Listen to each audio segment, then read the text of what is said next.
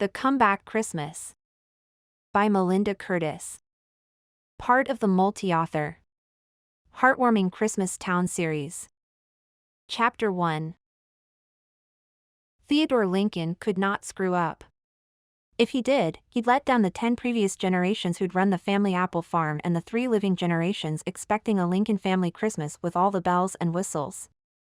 Everyone, dead or alive, expected Ted to make the right decisions. But there was a glut of apples on the market driving the price down.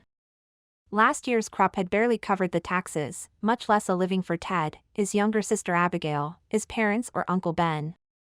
Abigail was on a crash course to ruin her 18-year-old life and the future for her 2-year-old daughter Lizzie. And Lizzie? She deserved Christmas to be magical. Big tree. Sparkly lights. And presents. Credit card bending presents. Ted shouldn't have been standing in front of the Wright grist mill on the outskirts of Christmas Town, Maine, on Thanksgiving afternoon, thinking about taking out a home equity loan to expand the farm. But there he stood, thinking, stressed like a sprawling sleeping giant in his gut. Well, if it isn't Teddy Lincoln. Not her. Not her. Not her, not her, not her. Ted popped an antacid, and then turned to face her. Chloe Wright was the only person who called him Teddy anymore. She'd had a crush on him since she was in the 3rd grade and he in the 4th. Back then she was a non-stop talker. Nerd to the nth degree. Overbite. Brillo copper curls. Belly fat. Dress her in green tights and a pointed red cap and she could have been a stand-in for a garden gnome. She'd followed him around like a puppy. Through braces and bras and middle school. The other boys in Christmas Town made fun of her. And of him. Ted had wanted her to be struck by lightning. Dropped into a manhole. Teleported into another dimension. And then, on the first day Chloe entered high school, a day Ted had been dreading, he turned at the sound of her laughter and realized she wasn't a roly-poly puppy with an overbite. She was tall and curvy and word-stealing pretty. Her smile was worth every penny her adoptive parents had paid. And her hair, she'd straightened and tamed it. It looked touchably soft. Every guy in high school bent over backward for her attention. Every guy but Ted. By then, he'd treated her like dirt for so long, he couldn't swallow his pride and regret and be nice to her. For her part, she treated him as if he were dead.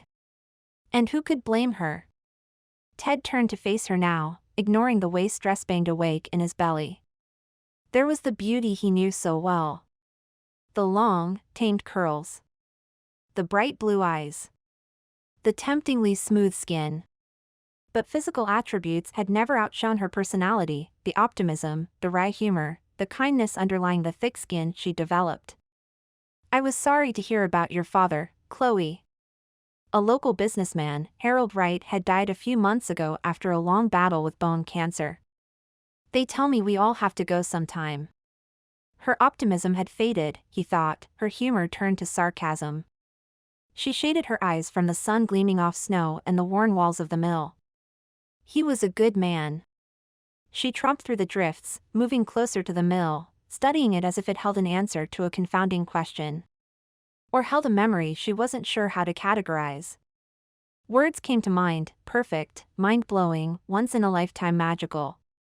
She spared Ted a half-glance as she passed. That glance said what she thought of him: disappointing, hurtful, liar. You got divorced, she said, as if she'd only recently caught up on ancient history. Possible, since she'd been living in Boston the past 9 years. But it was more likely she was taking this chance to clear the air, since they hadn't spoken to each other alone in nearly a decade. About 10 years ago, he'd been a senior in high school and Chloe a junior. They'd been briefly unattached to others at the same time. Things had happened. Ted stared up at the mill, which sat at a bend in the river and had a magnificent old water wheel. Who could have predicted the two of them? Together? After all those years? Saying I love you. Hearing it back. Feeling as if this was meant to be. As if they were meant to be. But they weren't. Ted's ex-girlfriend, Gwen, announced she was pregnant the next day. And Ted knew what he had to do. He had to break Chloe's heart, as well as his own. Maybe if Ted hadn't grown up in a small town, maybe if he wasn't next in line to lead the Lincoln family, maybe if Chloe would have asked, he'd have done something different. Maybe. Instead, he'd married Gwen a few weeks later after high school graduation. I had to do what I thought was right. I knew it wasn't true love, he said now. Gwen's hair wasn't as red as Chloe's. Her smile not as bright. Her heart not as loyal. A month later, she miscarried. I'm sorry about the baby. Chloe marched up the stone steps, as if intent upon pushing open the door to the past and going inside. She stopped before the 8-foot-tall, double wooden doors and faced him instead. But you chose honor over true love. Her tone was accusing, the same as it had that morning all those years ago. What good is love if you cast it aside when things get tough? Her words came back to him, filled with the hurt of a child given up for adoption. Ted released a breath. There was a right thing, and there was you and me. I couldn't have both. He carefully avoided mentioning true love. Was there such a thing? Gwen had pledged her love, but all she did was complain about the lack of money and lie. She'd left him for a cross-country truck driver on their 3rd wedding anniversary. Most lessons are learned the hard way. Chloe opened her mouth to say more, he deserved the more part, but then she shut it, and traipsed back down the steps, heading toward the grove of pines separating her dad's house from the mill. Goodbye, Teddy. Speed was one of Chloe's strengths. When she saw a great deal, she swooped in. Sometimes with stellar results, like the time she'd bought the hot dog cart in college, and sometimes with disastrous ones, like the car wash chain she'd bought right before a water-restricting drought hit. Decisiveness was another strength. Chloe looked at the facts and figures, sure. But 9 times out of 10, she came, she saw, and she went with her gut. She'd made a good living off buying, fixing, and selling businesses. Most of the time. No regrets. That's what Dad used to say when she'd come home after a failure, with a heavy heart and a sometimes empty bank account. He wasn't here this time to help her pick up the pieces and start over. Chloe had walked over to the mill to try and see it through Dad's eyes. He'd left each of his adopted daughters some property: Marnie the wedding chapel, Noelle the house, and Chloe the mill. But when she looked at her inheritance, Chloe saw nothing. No potential, no obstacles. Only the past. And then she'd seen Teddy. Her childish hero worship of Teddy Lincoln had started quickly and resolutely. All he'd done was given a newly adopted, new-to-town kid his place in line to see Santa, and he'd earned her affection for 7 years. He probably could have smashed a mirror and had better luck. It had taken an intervention from her sisters in the summer before high school to make her see what an idiot she was. Too bad that hadn't saved her from one last Teddy-based humiliation. Chloe walked away from Teddy with all the speed of a snowshoe racer, which meant her speed was laughable. Her boots crunched through the thin layer of ice covering 2 feet of snow. She was bundled up like a tourist for a Maine winter, stocking cap, muffler, heavy jacket, gloves. She started to sweat as she cut through the pines toward the rambling white farmhouse and the back gate. She tugged on the latch, which was frozen again. Didn't matter that she'd just done battle with it half an hour ago to escape the Thanksgiving after-meal malaise. It was as frozen as her heart. Dad was gone. Her money was gone. And she'd lost whatever insight and instinct she needed to move on. Chloe slammed her gloved palm against the wood. Here. An arm came over her shoulder. A gloved hand forced the latch free. Chloe, not a fan of horror movies, leapt sideways and fell into a snowdrift. Sorry. Her white knight in snow boots and a lightweight black jacket was Teddy. It was 3rd grade all over again. Her feeling down and alone. Him looking at her with that "put your troubles on my shoulders" smile. The sun glinted off his dark brown hair as he extended a hand to help her up. Teddy was strong and fit and level-headed. Certainly not the type to lose his life savings on a car wash, like her. Certainly not the type to have had a second piece of pecan pie, like her. Certainly not the type to whisper theirs was a forever kind of love in a rundown grist mill, like, wait a minute, that was him. Chloe swatted away Teddy's hand and battled the snow to get to her feet. He leaned a bit to the left, looking at the snowdrift where she'd fallen. Worst snow angel ever. Chloe had a lifetime of please let the ground swallow me whole moments with this man. They came with cheek heating, gut-dropping intensity, and left with soldiering smiles and only in the past decade, snappy comebacks. Only this time her soldier was on leave, no smile, and her snap had been buried with Dad, along with her debt, no comeback. This was the man who'd broken her heart. Repeatedly. This was the man who plagued her dreams with regrets and should have saids. Repeatedly. This was the man she should be telling to get lost. Forever. Her mouth was dry. Snow melted down her back. And words? She couldn't find any. She pushed past him into the backyard. I didn't mean to scare you. He sounded as bone-weary as she was. She whirled. Did you follow me through the woods, Teddy? That's creepy. Romantic, her heart whispered.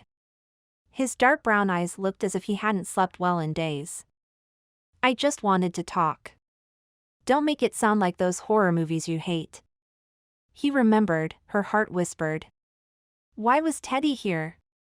If you want to share a kind memory about Dad, I can't do that now. Not on Thanksgiving. Not when Dad had never started a business that failed and Chloe was such a failure. I don't want to. There was the jagged annoyance she was so used to, the emotion she'd mistaken as affection until she was 14, because her biological parents were just like Teddy, disappointed that Chloe existed.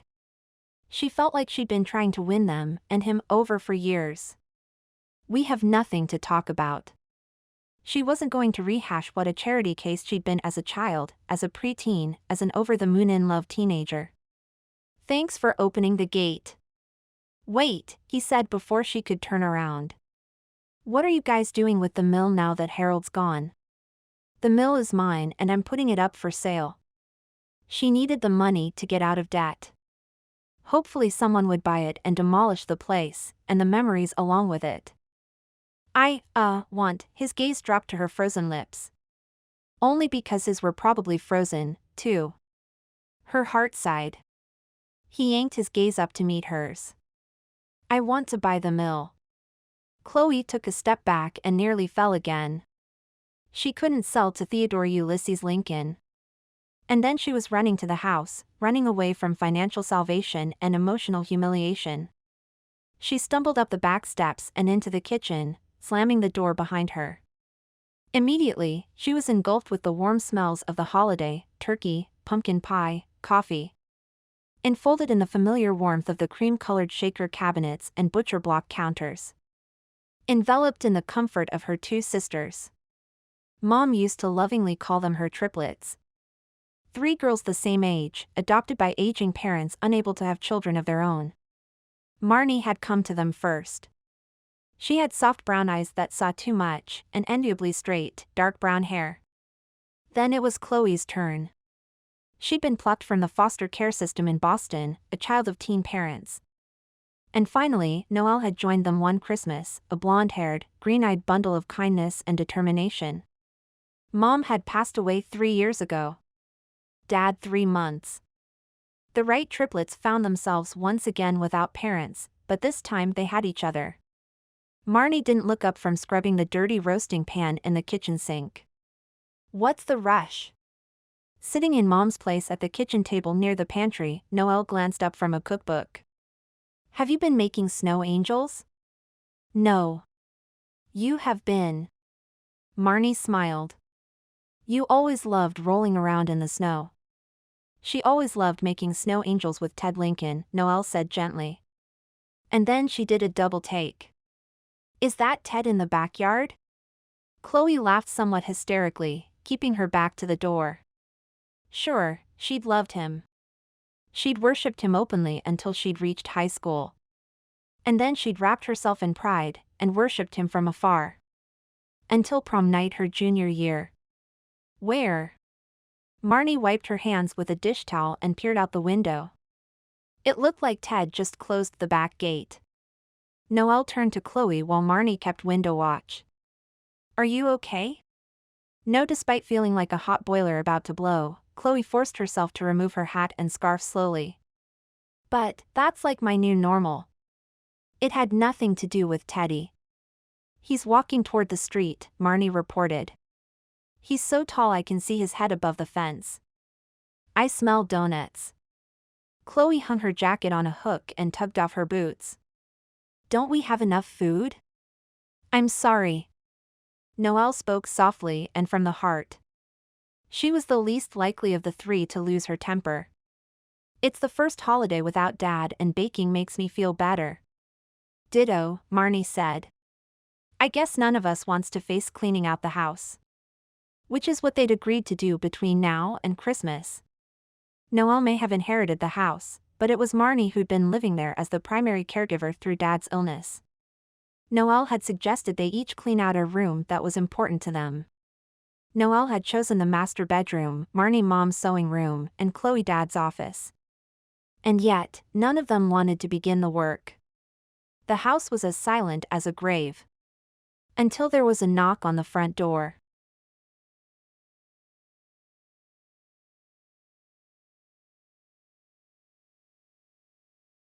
Chapter 2.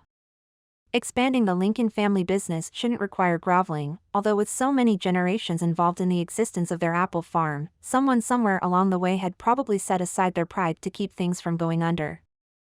It was easier to imagine history was repeating itself than to think Ted was the family martyr. He knocked on the front door of the Wright house again, setting his ego firmly aside. Chloe's sister, Marnie, opened the door, staring him down like she would a door-to-door salesman or a groom who'd gotten cold feet. She ran the family's wedding chapel, bells are ringing, after all. Chloe stood in the hallway next to Noelle, glaring. No one looked happy to see him, not even never a bad word Noelle. "Happy Thanksgiving, ladies." He cleared his throat. "Can I come in?" From the looks he was getting, he'd swear the siblings were all thinking the same thing when hell froze over. How could three adopted siblings who looked so different, a blonde, a brunette, and a redhead, thin, slender, curvy, be so alike in their dislike of him? He was afraid he knew the answer to that question. He was afraid it had to do with one night at the mill. Of course. "Come inside, Ted." Noelle gave Marnie a step out of the way nod. "What's up?"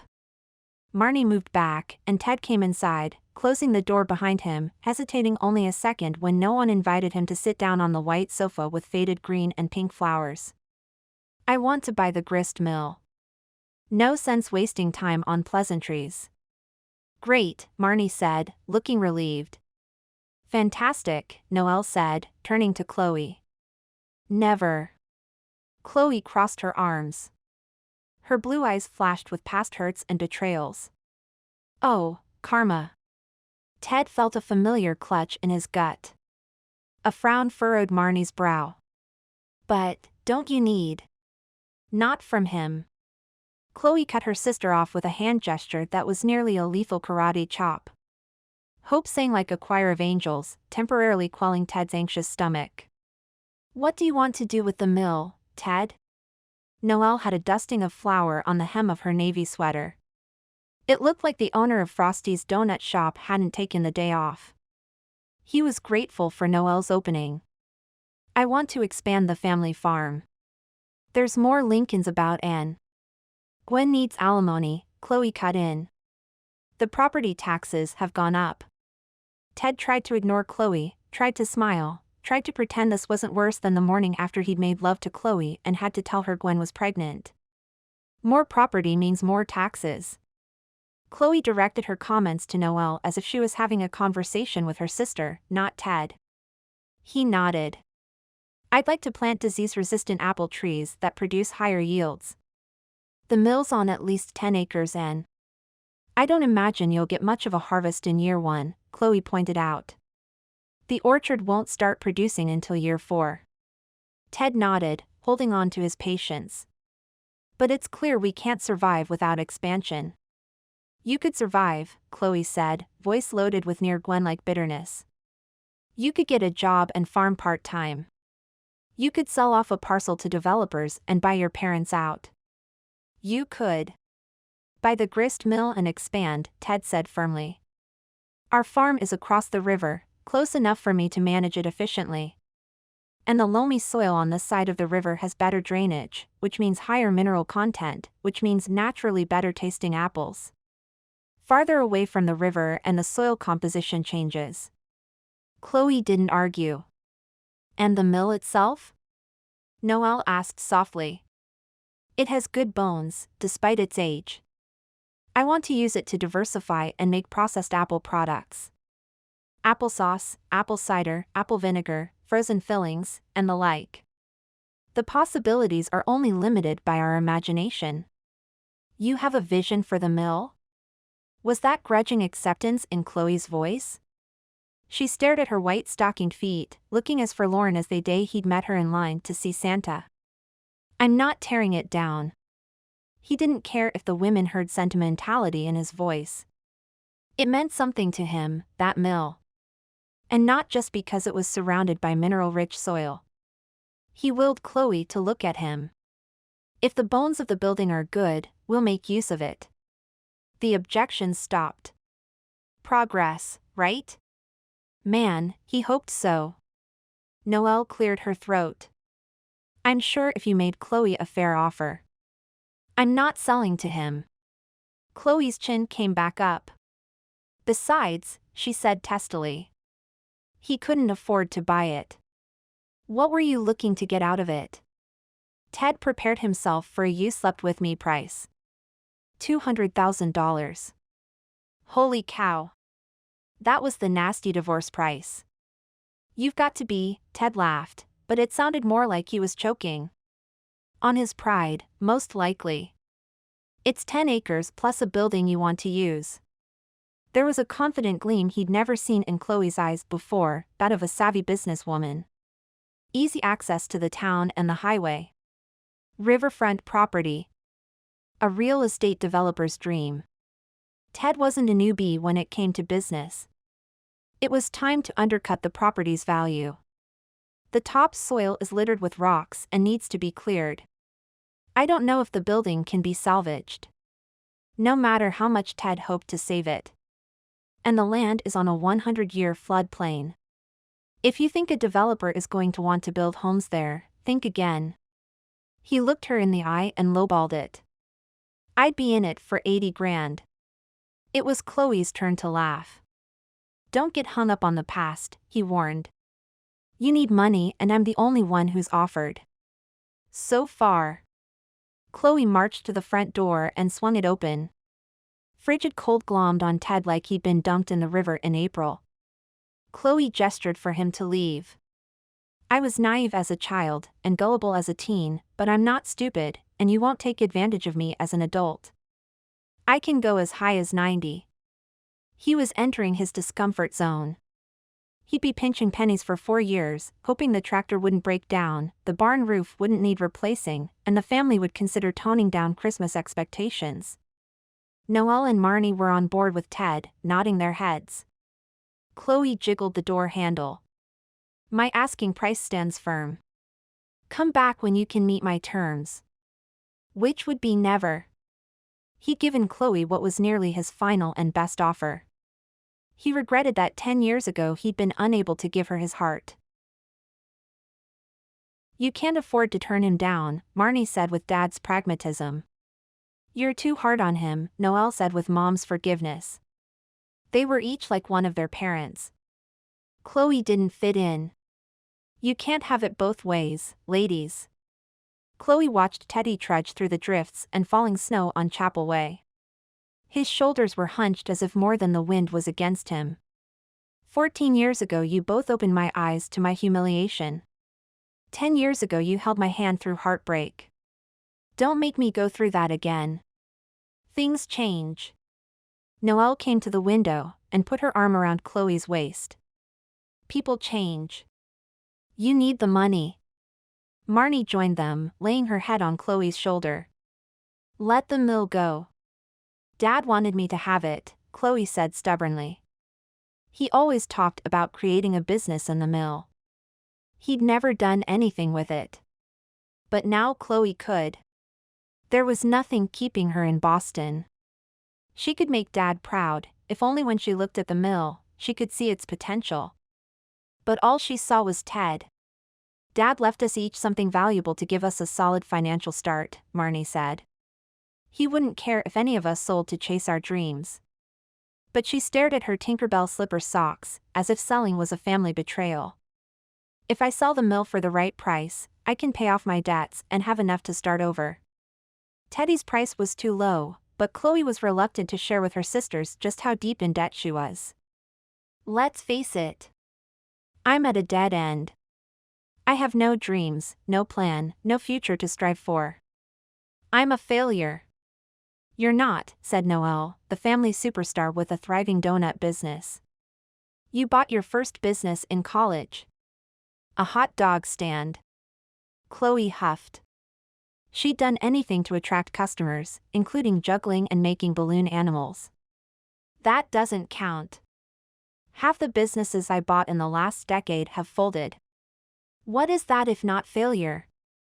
Practice, Marnie headed toward the kitchen. Who wants a turkey sandwich? Failure is just practice for success, Dad used to say. Maybe if you start to go through Dad's office, you'll feel better, Noelle said kindly, before she disappeared down the hall after Marnie. Make mine with mustard. Chloe didn't want to do anything in Dad's office. It smelled like him, cigar smoke and peppermints. She found herself in the office doorway anyway, staring at his large cluttered desk, his framed business awards, his empty, cracked leather chair. How many times had she come in here when she stumbled? In need of a lecture or a pep talk? Searching for a reality check or a hug? In this room, she told Dad her engagement to Randy had fallen apart. They'd been together since college, but Randy claimed Chloe loved the deal more than she did him. In this room, she told Dad she was failing college biology, that she'd made the high school soccer team, that no one in her third grade class at school liked her except Marnie. She walked to the desk. Past Dad's Boston College diploma, business, cum laude, Harvard postgraduate diploma, business, sum cum laude, and the Chamber of Commerce Service Award, Outstanding Business, 2010. Dad was a success. Chloe wasn't. The front door opened and closed. Boots dropped to the floor. Happy Thanksgiving! Sam Collins called out. He was a local handyman who helped Marnie keep up the chapel, more, Chloe suspected, because he was more fond of Marnie than of the chapel. Where is everybody? Being the closest to the door, Chloe called out, I'm in the office and the girls are in the kitchen. Sam appeared in the doorway with his trademark mussed brown hair. He was more interested in leveling a porch he was working on than combing his wind-blown hair midday. Doesn't feel quite the same without Harold in here, does it? No, it felt like someone else's room. There was no life. No wisdom. Just dust. I heard you could use some money. At Chloe's arched brow, Sam raised a hand. Marnie told me. Just thought you should know that Navajo handwoven tapestry on the wall is probably worth something on eBay. But she'd counted the red and black stitches when she was sent to timeout in the corner. And that crystal shade pull. Sam walked over and sent it gently spinning. Sometimes when I was repairing the gazebo last summer, I was blinded by the reflection it made. I bet someone would snatch it up. Chloe had spun it as a child and made the office sparkle like a daytime disco. While Sam continued pointing out potential moneymakers around the room, Chloe saw things she hadn't noticed before. The handmade popsicle frame around Dad's service plaque. The papier-mâché pencil holder shaped like a blue fish. The 3 Christmas ties Dad draped from hooks on the wall from the year each girl had given him one. Who knew what other memories were waiting here for Chloe to find? We're keeping it all. She needed money, but selling Dad's knickknacks and her memories wouldn't make a significant dent in what she owed. If her sisters didn't want her father's mementos, she'd take them all. As for money, she'd check around town tomorrow and see if anyone needed Christmas help. Sam didn't argue. He smiled and nodded. Harold would have liked you to keep his things. Like the mill? Chapter 3. Apples. Get your apples here, Ted said half-heartedly on Black Friday. Not that any of the passing shoppers listened. From Thanksgiving to Christmas Eve, Christmas Town did the holiday right and drew locals and tourists alike. Christmas Town was a shopper's paradise: gift shops, the mercantile, a bookstore, specialty eats. Every afternoon at 3 o'clock, Santa arrived at the town square on a sleigh pulled by 2 massive farm horses. He handed out candy canes while Victorian carolers strolled about. Everything culminated on Christmas Eve with an annual pageant and the rush of young lovers to share a kiss beneath the town square gazebo. Local myth had it that a gazebo kiss foretold a wedding before the end of the new year. The town's small businesses thrived on the tourist trade, but the residents truly loved Christmas and had for generations. Who could remember when the founding fathers had named, or renamed, street names and businesses to be Christmas-themed: Jack Frost Avenue, Mistletoe Lane, Tiny Tim's Toys, Reindeer River? Ted sometimes thought embracing the holiday made all that snow they got from Thanksgiving to New Year's more bearable. The Lincolns rented a small booth in the Tudor building in downtown Christmas Town that served as the local mercantile. In years past, they'd sold apples, apple pies, apple tarts, and his mother's handcrafts: embroidered tea towels, hot pads, placemats, pillowcases. Since Ted's dad had fallen last winter and broken his back, his mother hadn't had the energy to do much more than care for him. This year, Ted was only selling apples. Abigail should have been here, but she texted Ted this morning after he'd left and told him working the booth was lame. For once, Ted agreed with her. It was a holiday tradition in Christmas Town to buy a bag of Lincoln Farms apples to make apple pie. Just not the day after Thanksgiving. Business was non-existent. But they'd signed an agreement to work the booth every day from Thanksgiving to Christmas. If they didn't show, they'd lose their lease money and their location. They had to hold out. In a few weeks, people would be making lots of pies and buying a lot of apples. Apples, Ted mumbled, leaning on the counter his grandfather had fashioned from 2 oak apple barrels and cedar planks. The crowd ebbed and flowed noisily through the mercantile, a mix of tourists and locals armed with shopping lists and the camaraderie of the first official shopping day of the season. The apple booth attracted passing glances, but no one stopped. Red hair flashed through the crowd. Chloe approached, head held high as if she didn't see him, which meant she did see him and planned to ignore him. It was high school all over again. Chloe and her pride, determined to ignore him. Ted debated whether to greet her or let her pass as if he was invisible. Before he could decide, a family of 5 came around the corner. They wore matching reindeer sweaters, and were singing "Deck the Halls." They held hands, and slowed to a halt in front of Ted's booth, stopping traffic, which quickly backed up behind Chloe. She was trapped near the end of Ted's counter. Red Rover, Red Rover. Send Chloe right over. Chloe stuck her nose in the air as if she'd like to play the grade school game and run through a pair of linked hands, instead of acknowledging Ted, now a mere 3 feet from her. She couldn't break the caroling family's chain without looking like Scrooge before any of the ghosts came for a visit. The shoppers behind Chloe pressed forward. She was forced back, bumping into one of the apple barrels. The counter wobbled. She windmilled. Ted caught the counter with one hand and her in the crook of his arm. Red hair tumbled over his blue flannel shirt sleeve. She smelled of coconut and rebellion, more like spring break than Christmas. This did not happen, Chloe said staunchly as she righted herself. Should I have let you fall? Her gaze swept the floor, the wall of carolers, anywhere but Ted. Is it stupid to say yes? The family finished singing to a round of brief applause and moved on. Unfortunately for Chloe, the waiting crowd was bunched behind her and lunged forward, forcing Chloe into the apple stall. Ted gave her his friendliest, "Sell the mill to me" smile. "Miss Wright, can I interest you in some apples? They come with our old family recipe for pie. I'm having a flashback to 15 years ago." A smile might have teased the corner of her mouth. "Why are you working the apple booth, Teddy?" "It's Ted N. Because I thought only the kids in your family worked the booth." She crossed her arms and looked down her nose at him. Ted straightened the recipe cards on the counter, refusing the put-down. Technically, Abigail and I are still the kids in the family. My niece Lizzie, Abigail's daughter, is only 2. That thawed her. Her hands fell to her sides and her tone turned compassionate. But isn't Abigail still in school? She's a senior. I worry about what she's going to do with her life, especially since Lizzie's father refused to marry her so he could pursue a college degree.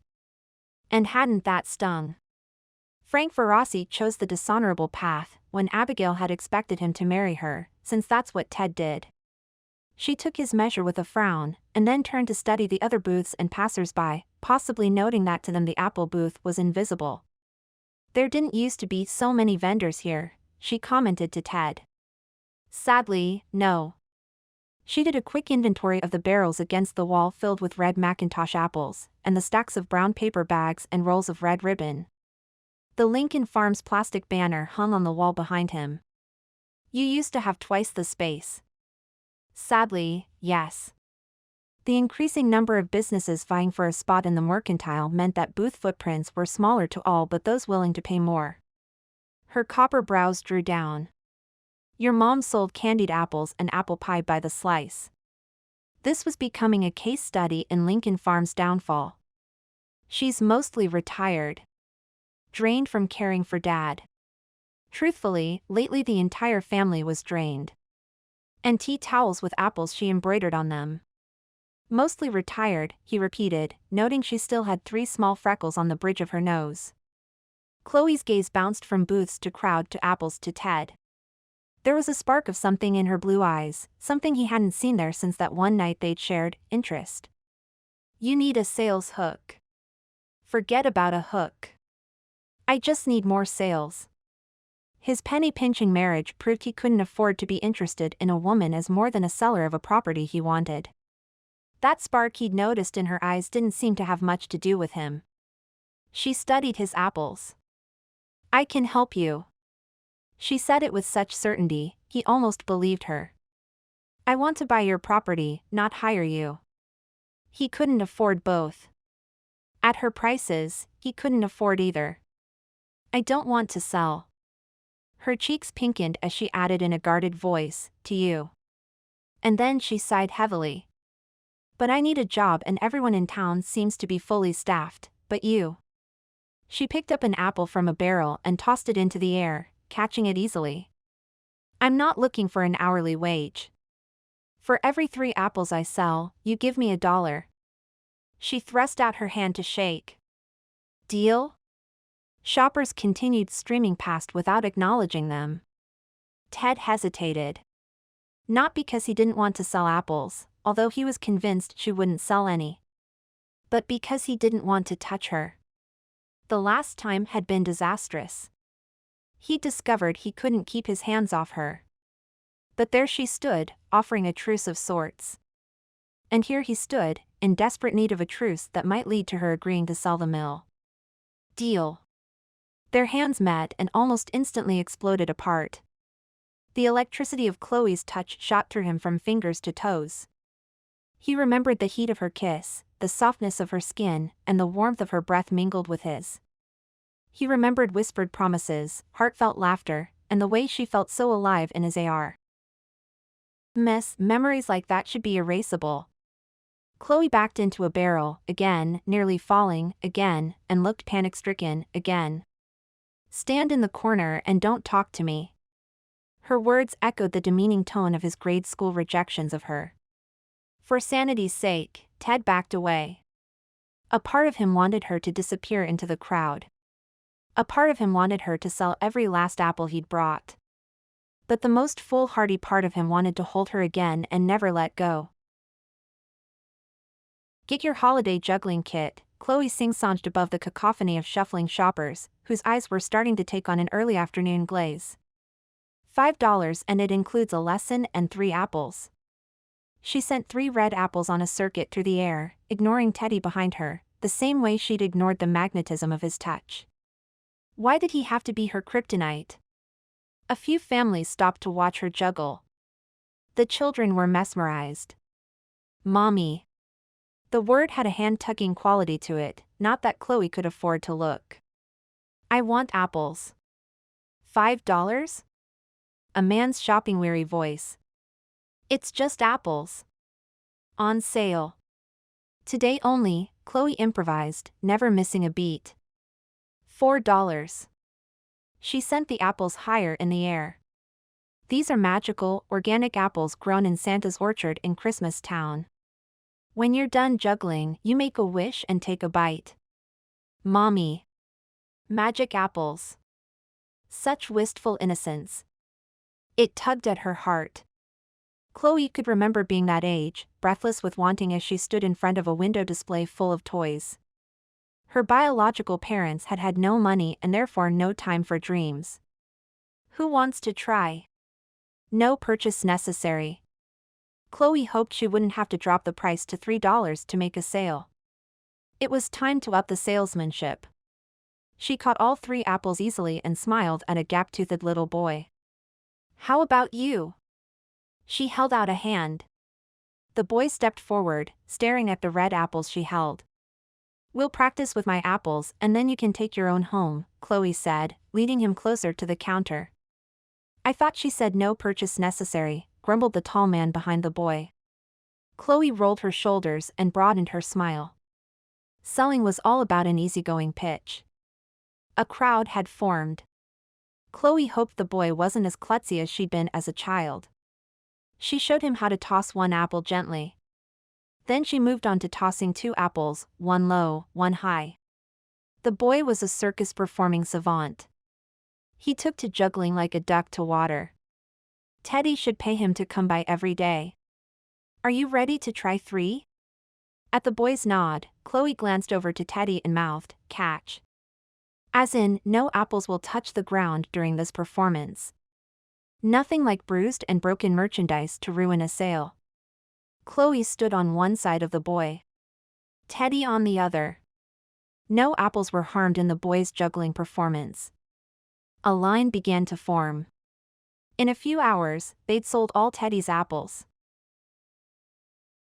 Where did you learn to juggle? Ted asked as Chloe helped him load empty barrels into his truck in the deepening darkness of the dinner hour. He handed her a wad of cash.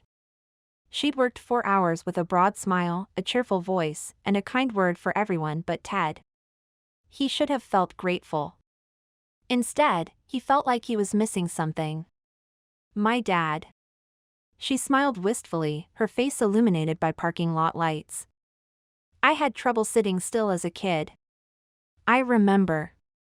His smile might have matched hers, if not for the memories her being a wiggleworm brought back.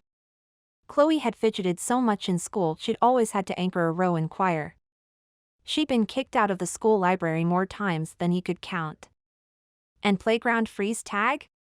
Forget about it. Her smile dropped between them with silent, atomic intensity. Perhaps sensing the fallout, the bundled, shopping bag-laden customers of the mercantile gave them a wide berth. I'm sorry. Ted slammed the tailgate of the old Ford shut. Another mistake. Her gaze landed on the dent by the D in Ford. It was the same truck he'd driven in high school. She stepped back and shoved her hands in her jacket pockets, as if he and that truck were radioactive and deadly to the touch. I don't need your apologies. He doubted that, but pressed on anyway, telling himself it wasn't because he missed her or needed to cleanse his soul, but because of the mill. So we have a clean slate? Past mistakes erased? What? You'd forget I was a total dweeb? And I'd forget you romanced your way into my pants one night? From her pocket, she produced an apple with a bruise on top and took a bite. Her cavalier attitude bit him deeper than the bite she'd taken of the apple. It gnawed on nerves and nibbled at his patience. I never lied to you. He'd loved her. He'd told the truth. That fact that she thought less of him for his choice undercut his manhood. And yes, we'd start over. He paused to swallow back his pride. I'll hire you to work the booth during the holiday season, and you'd be open to my negotiations to buy the mill. She stood as if frozen in place, not so much as a strand of red hair stirred. The last time he'd seen Chloe, that still his lips had been about to land gently on hers. Why would you hire me? Because you create magic out of nothing, he said without thinking. I do. She nodded. Because people are drawn to you. She was as magnetic as a big-eyed, playful puppy. Well, she said, loosening up enough to meet his gaze. You do have that scowl. It scares the customers. He didn't scowl. Chloe arched her brow, daring him to deny it. And you could use additional inventory, maybe rotate through different Apple products so the locals would check back in from time to time. His inventory was limited to raw apples, but Chloe had skills as a marketer that he lacked. Bottom line, I need you, Chloe. Wrong words. Wrong time for déjà vu backpedal, dude. Economically, he added quickly. I need you economically. She'd sold $800 worth of magic apples. Parents bought 2, 3, or 4 bags at a time. Chloe took another bite of apple, chewing slowly, making him wait. You still have a way with words, Teddy. She tossed the apple into a nearby trash can and turned away. I'll see you tomorrow. Chloe Wright was working for him. Ted didn't know whether to be happy or sad. How many more shopping days until Christmas? Chapter 4. What's this I hear about you selling juggling lessons, Ted? Uncle Ben entered the barn at Lincoln Farms wearing worn overalls and a snow-dusted jacket that hung from his wiry frame. One thing about living in Christmas Town, news traveled fast. Ted was finishing unloading empty apple barrels and stacking them in front of the industrial-size, controlled atmosphere storage unit. Cold storage limited the rate of fruit ripening or over-ripening. The built-in took up nearly 3/4 of the space in the barn and allowed them to sell apples for months after harvest. By tomorrow morning, Ted had to fill at least 6 barrels with apples, plus 50 boxes that were being picked up in the morning by a distributor for local grocery stores. December stretched out ahead of Ted with back-aching intensity. 10 years older than Ted's father, Uncle Ben was bent from years of farming and had officially retired last January, about the time Dad had his accident. Ben didn't offer to help Ted unload, and Ted didn't ask. Ben's back was in bad shape. Dad's back was still healing from his surgery. Was this Ted's future? A body broken before its time? A life spent worrying about making ends meet? He hoped buying the mill from Chloe would change that. Close the big doors, will you, Ben? Ted blew out a frost-cloud breath. Thinking did him no good. He had to keep his head down and keep working. Running the farm had seemed easy a decade ago, with 3 healthy Lincoln men, but now it was a constant struggle with just Ted's shoulders carrying the load. Ben latched the big barn doors. Are you avoiding my question? What's this I hear about juggling? Chloe Wright had an idea. Turns out it sold a lot of apples. Now that Chloe wasn't standing in front of him full of life and stubbornness and what-ifs, Ted was feeling better about hiring her. That's our first sellout Black Friday in years. Uncle Ben slid the big barn doors back in place, shutting out the snow and the wind. Ted's mother entered through the small barn door to the side. She wore Dad's red Mackinaw coat, more wrinkles than she should have at her age, and a curious expression. Chloe Wright sold apples with you today? Her mom radar was on. She couldn't wait until Ted came inside the house to confirm the rumors. Yep. The lines of communication in Christmas Town were clearly up and working. Ted sold all the apples. Uncle Ben may have been slight, but he had a loud voice. Can you believe it? No. Mom gave Ted a doubting look. How did that happen? Hey. Ted rolled an empty barrel in front of the storage unit. You make it sound like I can't sell apples. You don't usually sell any when you're by yourself, Ben pointed out. It's because he always frowns. Abigail appeared in the doorway in jeans and a cream-colored cable-knit sweater. She had Lizzie bundled in a pink snowsuit and propped on her hip. I heard you and some lady put on a show today and sold lots of magic apples. Her eye roll was from a high school senior playbook, perky, spunky, cute. You don't expect me to tap dance when I work the booth tomorrow, do you? He doesn't need you, Uncle Ben insisted. He hired Chloe Wright. She sells apples like Johnny Appleseed. Sweet, Abigail chirped. I have things to do. Like what? Ted asked. If she said homework, he'd give her a pass. He wanted his sister to go to college. If she said she was going to hang out with her baby daddy, Frank, he'd insist Abigail work her shift. Lizzie extended her puffy, pink arms to Ted. She was the spitting image of Abigail at 2, engaging smile, milk chocolate eyes, chubby pink cheeks. Only the black curly hair was different. Ted ignored the ache in his back and plucked her from Abigail's arms. Lizzie gave him a big squeeze with her little arms. Lizzie loved Uncle Ted. The stress, the doubts, and the body aches eased. Ted kissed her cheek. Love you, too, hot stuff. We're not a family of slackers. Mom caught Ted's eye. Abigail can work a shift with Chloe tomorrow. Ted should have been happy at this show of solidarity. Usually his mother sided with Abigail and her high school demands to carry a light load. But he'd been looking forward to working with Chloe again. All in the name of closing the mill's sale, of course. Abigail huffed. It's a holiday weekend. Frank's home from college and I haven't seen him. That explained his younger sister trying to get out of work. Ted felt as worn down as their 20-year-old backup tractor. If Frank wants to see you and Lizzie, he can come by the house. But that was just it. Frank didn't come to the house.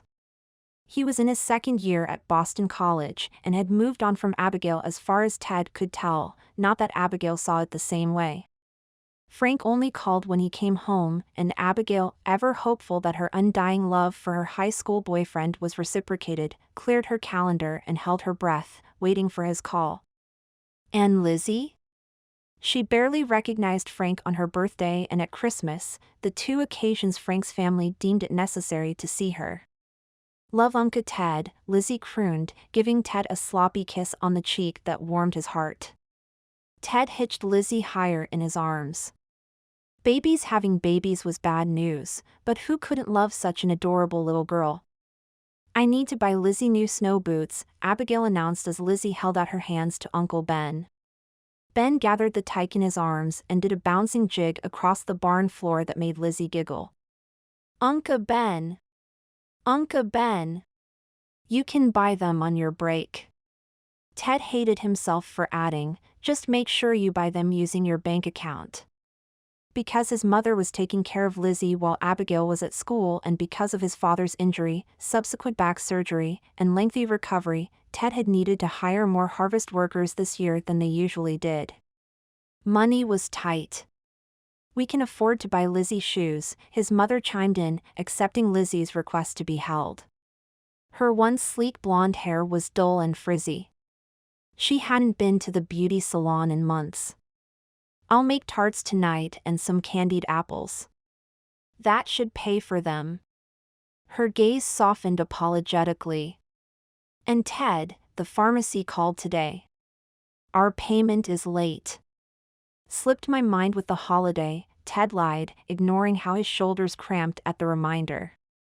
He'd been hoping for strong weekend sales to pay for his father's expensive pain medications. I'll drop it by tomorrow. Speaking of overdue, Uncle Ben said. My work truck needs an oil change.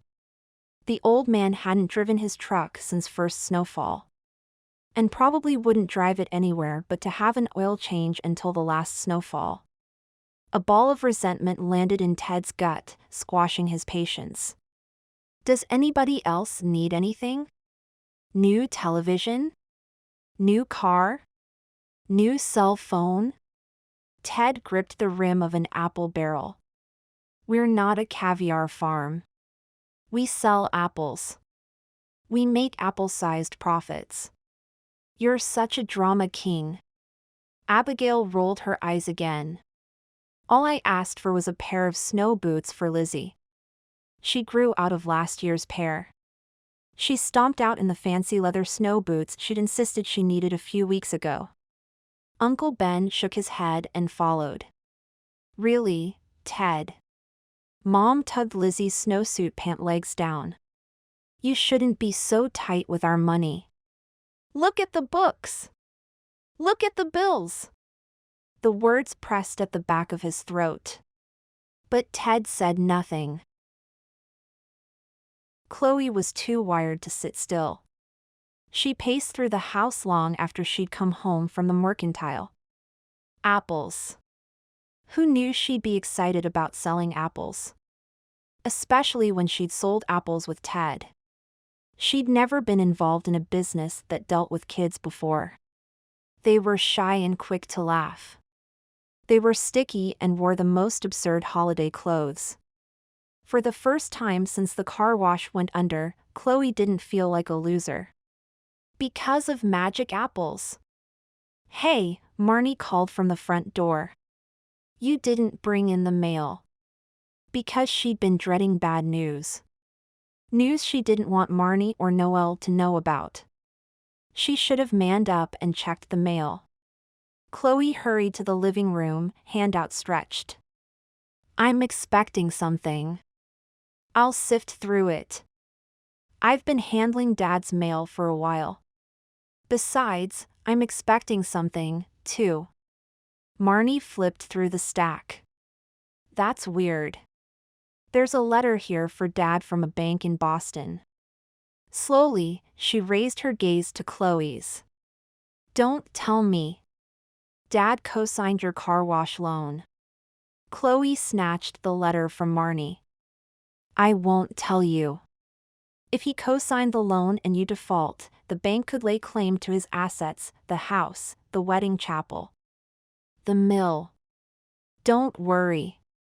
I'm working on it. Chloe was so behind on working on it, she felt sick. I had some money come in today. Marnie put her hands on her hips. You worked for Ted Lincoln. Everyone in town is talking about how great you are. She injected great with a supersized shot of sarcasm. But you couldn't have made enough to put a dent in your debt. They repossessed the car wash business, okay? Wounded pride lifted Chloe's voice. Guilt brought it crashing back down. I didn't just close it down. The bank took it back. So why the letter? Chloe scanned the contents. Just as she'd been told, she had 30 days to settle the account or they'd put a lien on Dad's properties. Because the value of the car wash, according to the bank, doesn't meet the amount of the loan. Your business is underwater? Marnie tossed her hands, turned around, and then came full circle to face her. By how much? $100,000. Just saying it was paralyzing. Not that she had to say it to be frozen. She'd been incapable of moving forward since the bank had taken possession of the car wash weeks ago. I'm broke. Sell the mill to Ted. Right now. Don't be greedy and bargain for more money to start something cockamamie again. Marnie sank into the sofa.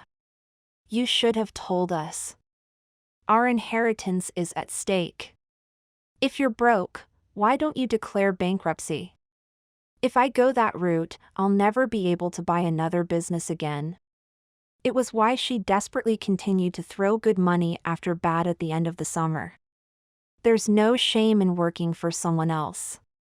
Marnie shook her head slowly. Heck, I'd hire you. Noelle would hire you. Chloe dropped the letter on the coffee table. For minimum wage and part-time. Marnie's disapproving frown roped around Chloe's chest and squeezed. Why do I get the feeling you're working for Ted for minimum wage and part-time? I'm paid a commission. Chloe rushed on before Marnie could say anything else. By how many magic apples I sell. Magic apples? Marnie leaned back against the cushions. This sounds like Jack and the Beanstalk, except there is no goose that laid a golden egg. She blinked, looking as if she might cry. You can't do this to us, Chloe. It's not fair. I'm going to fix things before it goes that far. I promise. 30 days, just like the letter says. Once more, Chloe felt like the biggest failure in the family. But there was a chance she could make things right. I'll go see a real estate agent to list the mill on Monday. She'd already reviewed some commercial realtor profiles online. All she needed was a fast cash sale. I'm not going down with you, Chloe. Marnie stood, her words as hard and bitter as an unripened green apple. And neither is Noelle. Chapter 5. Ted didn't work the booth with Chloe on Saturday. Abigail did. Perhaps he'd sent his younger sister as a punishment. Unfortunately, it was Chloe who was being punished. Abigail had stomped in and shed her jacket, revealing she was dressed for summer in seduction in skinny jeans and a black spaghetti-strap top. She was too thin, all blunt angles and sharp features. Her dark brown hair was straightened into a fine silk curtain and her eyes were lined thicker than a raccoon's. The teenager slouched over the cedar counter making love to her cell phone, and treated every customer like an unwanted interruption. Hour 1, sales sucked. Chloe couldn't afford to be here and not make money. Hour 2, Chloe waffled between high anxiety and high empathy. From what she could see of Abigail's screen, she was checking out one young man's social media accounts, Frank Ferrossi, who was cute, but there were no recent updates as far as Chloe could see. So Chloe spent half of hour 2 wanting to wring Abigail's pretty, little, immature neck, stuff her in the space beneath the oak counter, and steal her suede and faux fur, to the knees, teal snow boots. The other half, Chloe wanted to take the teen out for hot chocolate and ask her why she was letting one boy sour her life. Her situation could be so much worse. Foster care. Hunger. A lack of stylish footwear.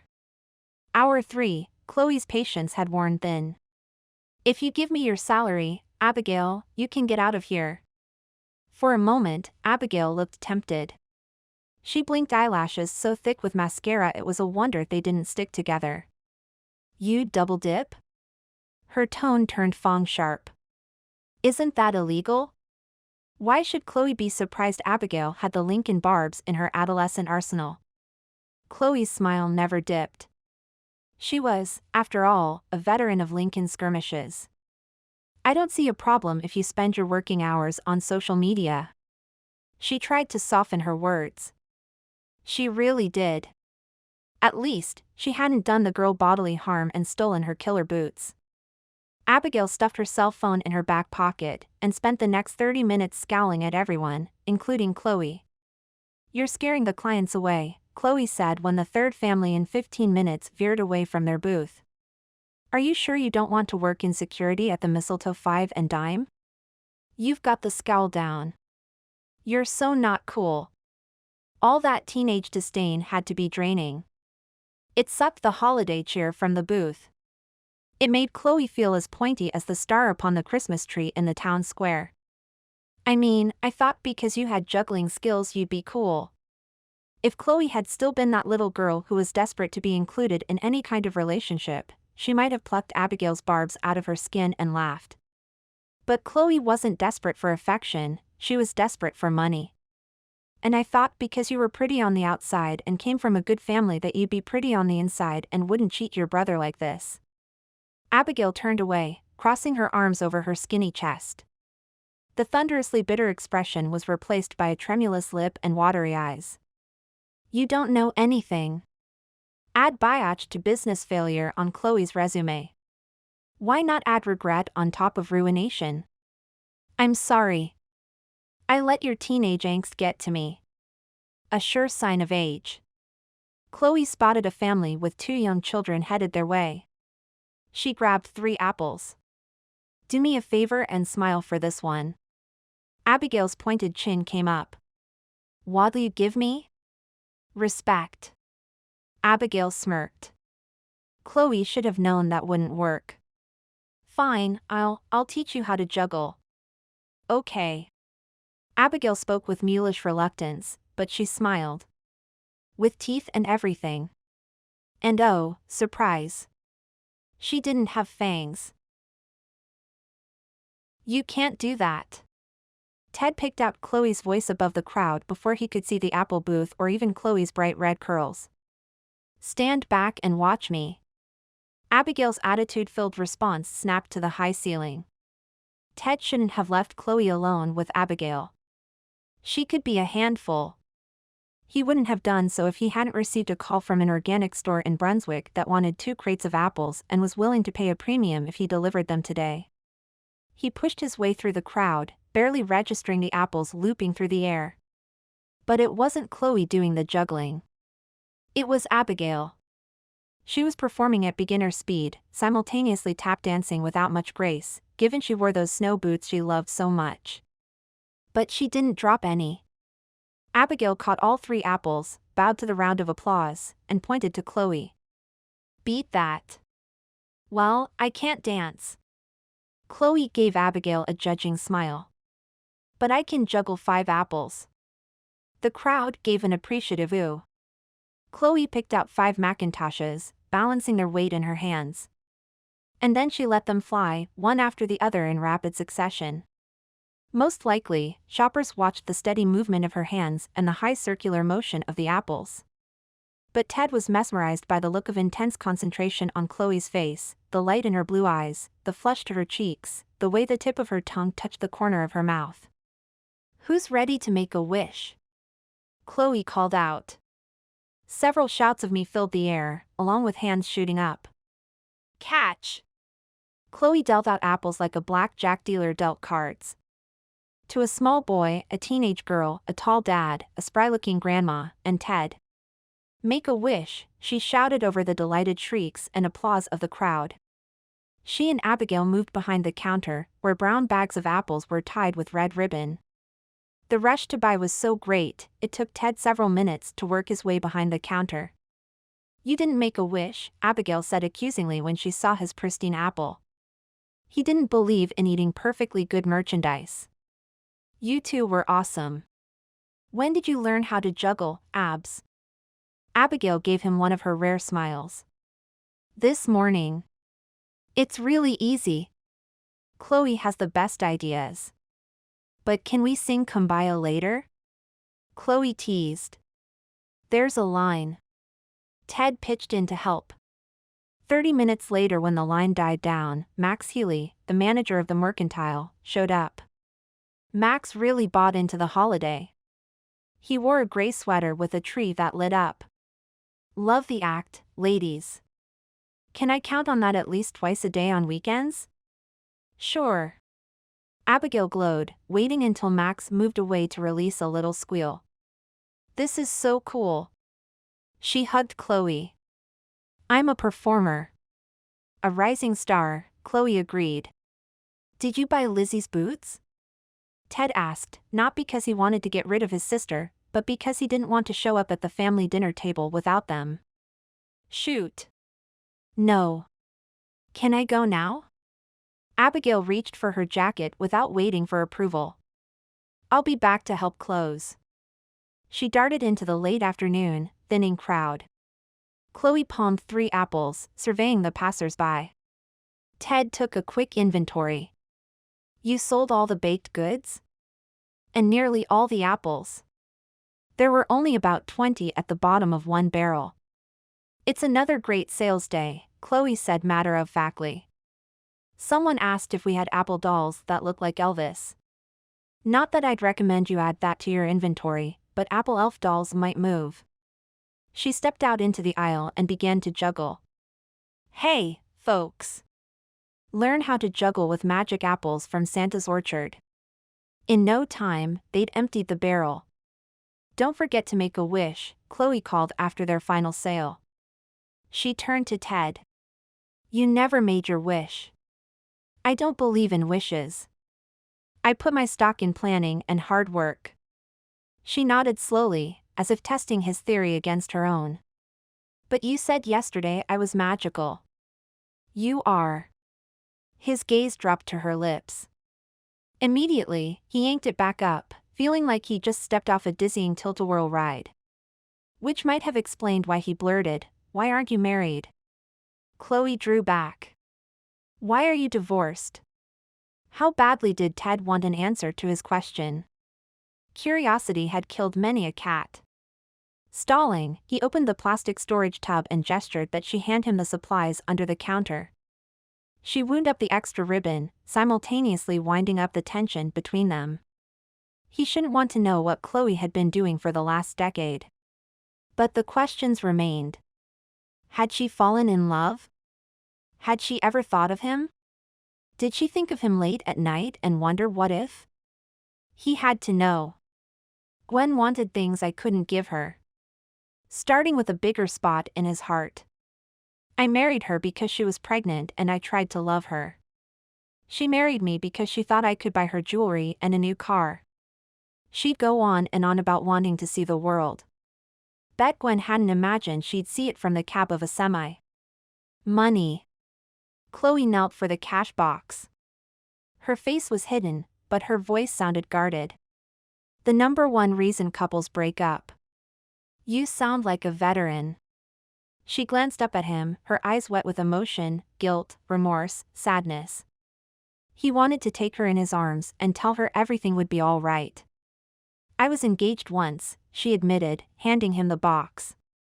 Really nice guy. What happened? Ted was willing to bet her engagement hadn't fallen apart over a pregnant ex-girlfriend.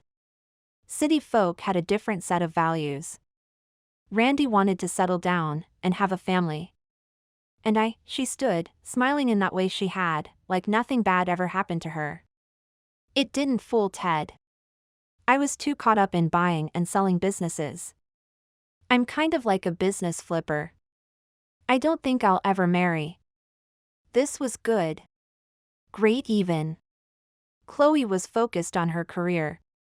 Ted was focused on laying the foundation for the next 10 generations of Lincolns. He didn't have time for romantic complications. The only way their paths would cross was through a sales transaction. How's buying and selling working out for you? He asked. Not so good, actually. An opening. Ted could barely breathe. His brain raced through calculations. He might be able to sell the backup tractor and increase his offer. $92,000.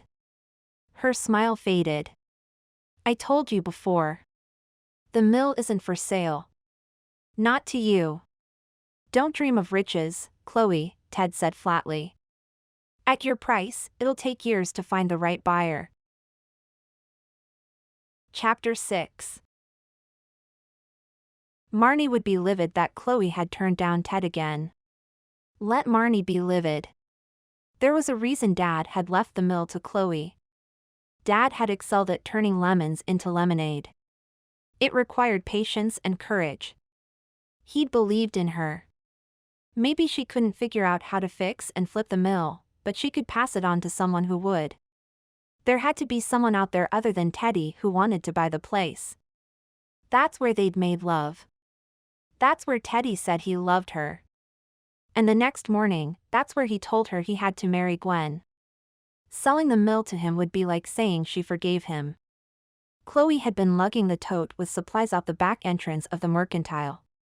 She stumbled to a stop on the snow-covered steps. She'd been telling herself for years she was over Teddy, and maybe that was true. But she'd never forgiven him. She'd never. Her nose stung, and not from the cold. Tears filled her eyes. She hadn't forgiven Teddy for choosing Gwen over her, hadn't forgiven him for manning up to his responsibilities, or letting his marriage fail. If Teddy couldn't be with Chloe, she'd much rather have lost out to a forever kind of love. Instead, way down deep in the bottommost corner of her heart, she'd held on to the thought that Teddy's divorce meant he still loved her. Which clearly wasn't true. He hadn't sought her out when he was free. He hadn't found her in Boston and fallen at her feet, begging her forgiveness. Instead, he'd gone on with his life, proving that those words he'd spoken in the mill, those precious words of love, had been uttered in the heat of passion. He didn't love her with the soul-wrenching emotion she felt for him. Forgive him and sell, Marnie's voice echoed in her head. Forgive him and move on, Noelle's voice echoed in her head. But Chloe couldn't. You never tell me you love me anymore.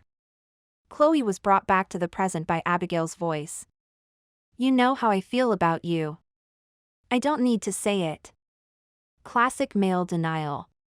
Chloe glanced around the rapidly emptying parking lot.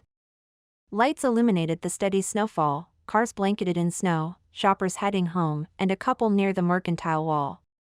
And there stood Abigail's online media obsession, Frank Ferrasi.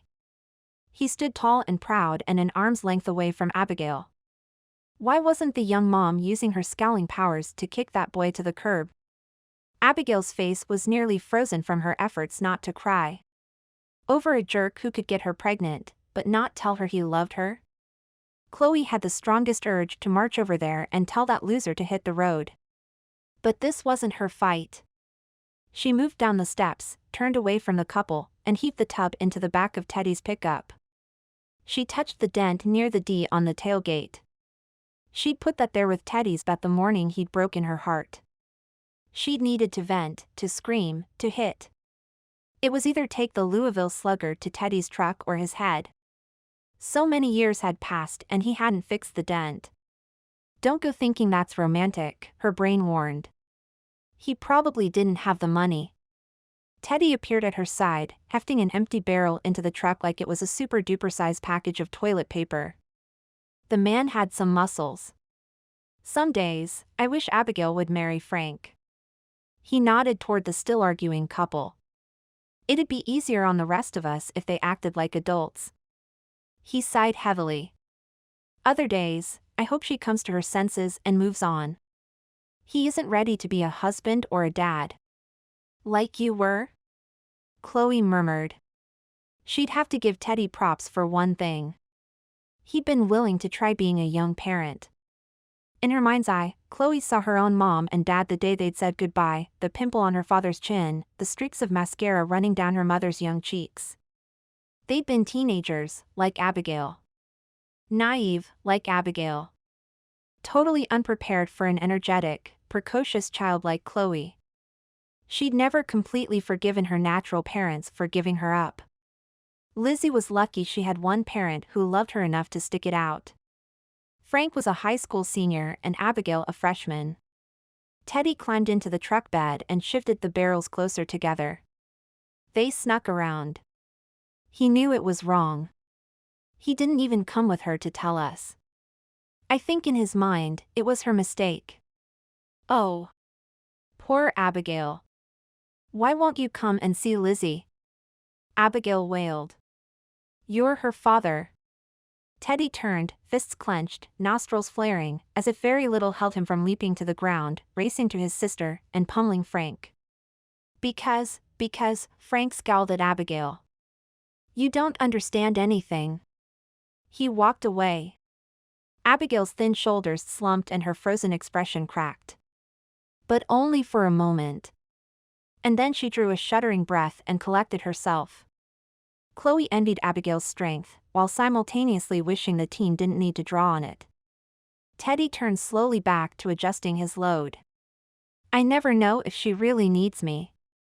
She'll let you know. She's stronger than you think. She just needs to accept the reality that he doesn't love her. And probably never would. She sincerely hoped Abigail could learn in a less painful way than Chloe had from Teddy. Young drama is exhausting. His smile was rueful. I feel about 100 years old. Since my dad's accident, I've had to run everything. And for the first time, I'm looking at the books, and it's not pretty. Chloe felt a familiar, entrepreneurial tug. She loved reshaping businesses into something better, taking chances and trying new things. And hadn't that worked out well for her? Do you need a ride home, Chloe? Teddy asked. No. I've got Dad's car. Living in downtown Boston, she didn't own a vehicle. Chloe hugged her jacket tighter about her shoulders. Was that why she'd misread the car wash market? Hindsight sucked. See you tomorrow. But when Chloe got into Dad's reliable old sedan, the engine didn't turn over. She rushed to flag Teddy down as he was pulling out of the parking lot. Abigail sat in the passenger seat, looking as unhappy as she had that morning. "It's probably the battery," Teddy said. "It's easier to deal with it in the morning." "Get in." Abigail slid over on the bench seat and Chloe climbed in beside her. The silence between the siblings was uncomfortable as they drove through the town square.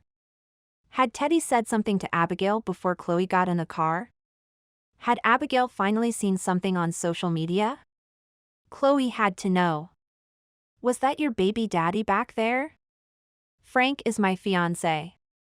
Abigail crossed her arms over her chest. "No one seems to understand that. If you don't have a ring, you're not engaged." Teddy clearly did not approve of the fiancé label. "We can't afford a ring." There was a big heavy duh in that statement, as if they'd had this argument before. "He proposed?" Chloe half turned her back against the cold metal door. "How romantic. Tell me about it." They passed Two Sticks Farm, the lights outlining the buildings cheery in the snow-covered night. Inside the truck, it wasn't so cheery. "He didn't actually propose." Abigail squirmed. "We just decided, because of the baby." She shrugged. "You have to marry the father of your child. Last I heard, that's not a law." Teddy was about as sympathetic to his sister's plight as a fox to a chicken who'd ventured too far into the woods. "It's what you did and it's what's right." Abigail firmed her voice. "I'm not giving up on Lizzie's father. Frank loves me. He loves me." "Let me add a word to your vocabulary, divorce," Teddy said. "It's what happens to adults when they can't stomach telling someone they once thought they loved, 'I love you.'" "I know I'm going to regret sharing this," Chloe said carefully, because she was treading on toes here. Not that she hadn't already stomped on Abigail's during their shift. "But I, like Lizzie, was a high school baby. My parents tried marriage and failed. They put me up for adoption. My biological mother sends me a Christmas card every year. I'm not giving up Lizzie." The determination in Abigail's voice rattled the cab more than the occasional patch of rutted ice beneath the tires. "But Frank already has," Teddy said softly, turning onto Chapel Way. "That's not true," Abigail said staunchly. The cold from the door seeped deeper, into Chloe's very bones. Had this been a conversation Chloe's mother had with her family? How hard had her parents fought to keep her? Or to stay together? She'd been 4 when they gave her up and had spent 3 years in foster care before the Wrights adopted her. "Abs," Teddy said, slowing the truck as they approached the mill. "If he loves you, why didn't he take Mom up on her offer to move in with us? Why isn't he kissing the ground you walk on?" "He's in college," Abigail wailed. He went away to school." Things fell into place for Chloe. The reason Frank wouldn't tell Abigail he loved her. The reason he wanted nothing to do with his child. "Yes, he went away to Boston College." Abigail sniffed. "What's it to you?" "There are lots of pretty girls at college," Chloe said baldly, watching the shadowy outline of the mill as they passed. "Girls without babies. Is that why you're glued to your cell phone? Trying to make sure he's not flirting with another girl online? You don't know him." But Abigail didn't deny it, and her lower lip trembled in the dashboard light. "You're right," Chloe said gently. "I don't know him. But I know what it's like to be young and in love and to lose a guy to another girl. It feels like the end of the world. And at the end of the world, girls with broken hearts turned into bitter, defensive bat-wielding beasts. Ones how couldn't find it in their hearts to forgive." Chloe sighed, suddenly tired. Teddy parked in front of the house. "Let him go, Abigail. I hate you. I hate you both." But she was stuck between them in the truck. Chloe got out, surprised when Teddy came around to walk her to the door. "It's not like we're on a date," she said, although her heart pounded faster at the thought of a kiss. "Thank you for telling Abigail about your past. She's never heard a perspective like yours before." He fell into step beside her, walking through the fresh snow up to the front steps. I want her to go to college. Can you afford that? Chloe wondered aloud, immediately regretting her lack of filter. Sorry. All that juggling must have burned out the lock on my motor mouth. I can afford it if you sell me the mill. That's a lie. He chuckled, the sound filling her chest with warmth. I can afford to help her pay off student loans in 4 years when she graduates. Have you told her that? Chloe glanced over her shoulder at Teddy's truck. Abigail's face was illuminated by her phone. Hearing you say it would probably build her confidence. It's hard to pick yourself up after you make big mistakes. Is it? He held Chloe's arm up the steps, releasing her as soon as they both stood on the covered front porch. Growing up, you always managed to pick yourself up after a fall. I had my parents. My dad's support was huge. Chloe's smile felt forced. And I might have been an emotional wreck once or twice if not for Noelle and Marnie. You'll be all right this time, too. How do you know? She whispered, searching his brown eyes for reassurance. Because, he touched her chin, so briefly, with such warmth, she almost fell into his arms. Abigail isn't the only one who's strong. Maybe if you just slow down and look at things differently, you'll work through whatever's holding you back. She did fall into his arms then, wrapping hers around him. It was middle school all over again, just like the time she'd run into him backstage at a choir rehearsal. She'd thrown her arms around Teddy and pressed a kiss to his cheek. He jerked away with a scowl, and pretended nothing had happened. Chloe felt his shoulders stiffen. She heaved a sigh of disappointment, girding herself for an apology and his rejection. Only this time, he didn't pull away. He hugged her back, pulling her close. He hadn't held her like this in 10 years. Not since the mill. It's okay, he said. But she heard, I love you. Chloe went stiff as an icicle. Deep down, she still wanted him. What a fool! She freed herself from the mess she'd made, bolted into the house, and slammed the door behind her. Chloe? Is that you? Marnie called from the kitchen. What are you slamming the door for? It got caught in the wind. Sorry. Her heart was pounding. Stupid, stupid, stupid. That was not the message she wanted to send to Teddy. That she was available. That she wanted his kiss. That she still loved him. But that embrace. She was no longer in middle school. She couldn't read more into his gesture than friendship. Oh, man. She was in trouble. She had to show up for work in the morning and pretend they were something like friends. I hate when that happens, Marnie said. Dinner's almost ready. Be right there. Chloe listened to the truck pull away, but it took her legs several minutes to feel steady enough to take her to the kitchen. Chapter 7. Marnie poked her head into Dad's office after dinner. Want some pie? No, thanks. Chloe picked up an apple on the desk. Her head hurt from thinking about her debt. Her heart ached every time she thought about Abigail. And Teddy's hug? It had her all tied up in knots. Friend, friend, friend. It was her new mantra. Find anything interesting? Marnie leaned against the doorframe. In the stacks of household bills going back 7 years?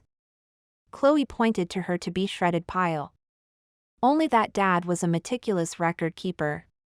She set the apple back down and plucked a bill from the top of the stack. Here's what he wrote on the electric bill from 5 years ago. Remind Doris not to do laundry during peak usage hours. She smiled. What do you think Mom said to that? Marnie came closer to look for herself. Bunk and hooey? Mom had been against swear words. Smiling, Chloe put the bill back in the shred pile. It must be great to be so in love with someone that you put up with the nagging and quirks for 50 years. I don't think Mom and Dad would have described their marriage with the term put up with. Marnie gestured to a picture of the couple during the town's Christmas pageant a few years ago, arms around each other and smiling as if it was their wedding day, not 40 years or so later. Although they did balance each other out. Dad was a strategic thinker. Mom was a free spirit. Dad was meticulous. Mom didn't mind dust. "You've got mail," Noelle yelled as she let herself into the house. "I've always wanted to say that." "Where is everyone?" "Dad's office," Marnie called back. Noelle paused in the office doorway, looking grim. So it's begun. Finally, someone's clearing out Dad's things. "It's what you want, isn't it?" Chloe asked. "So you can move in?" But it felt as if cleaning out his things meant Dad was really gone. Noelle handed the mail to Marnie, and then drilled Chloe with a hard look. "You should have told us sooner, Chloe." "About the lien?" The knots in her stomach doubled at the worry lining her sister's brows. "I kept thinking Dad would give me some sort of clue, some whispered word of advice, before it came to this. He'd tell you to protect family and sell to Ted." There was a hard note in Noelle's voice that wasn't normally there. "He'd remind you of your responsibility to your sisters." Marnie took a book from the shelves, a biography on Warren Buffett, and shook it like a preacher mid-sermon. "He'd tell you that running a business is hard. You have to stick with it. Every day. Marnie should know. She'd been running the family chapel with Dad for years. You have to be in it for the long haul and the ups and downs. For the family that depends on your success. For the employees who rely on your paycheck." Oh, those knots in her gut. They fused into a sickening lump. "I don't need to hear you both say I'm a failure when I've already admitted it." "We're not saying that," Noelle said in her soft-as-angel's voice. "But you were thinking it." Chloe stood, snatching the book from Marnie's hands. "I'm not an everyday business person. I'm a visionary. I buy, I fix, and I sell. You're not a visionary. You're a gambler." Marnie turned to go, and then spun back around, sending her dark hair swirling. "What if you were married? What if you had kids? You couldn't afford to risk the roof over their heads or food on the table. You'd have to settle for the grass on this side of the fence, no matter what color it was on the other side." She made a noise of frustration and marched down the hall. "She's right," Noelle said. "At some point, you have to put down roots and stick it out." Chloe thought of Ted. He would have sold the mill at the first offer. He would have run the car wash with a tight hand. He would have considered it too risky to buy in the first place. Because he had a family to provide for, a legacy to carry on. Chloe had no legacy, past or future. She had the mill. But the mill was just a mill. When she looked at it, she could find nothing to fix, no plans to make for its future. It might just as well have been a teardown. There was nothing there for her. Her gaze fell upon the spot of color on her desk. But there was something for Teddy. Magic apples. Ted walked into the living room of the family farmhouse at 11 o'clock at night. It was full. People. "I know it's Saturday night, but it's late. Someone besides Lizzie should be asleep." Dad was hanging upside down from his inversion table. Mom was embroidering something. Uncle Ben was watching a show about hunting turkeys. And Abigail was juggling.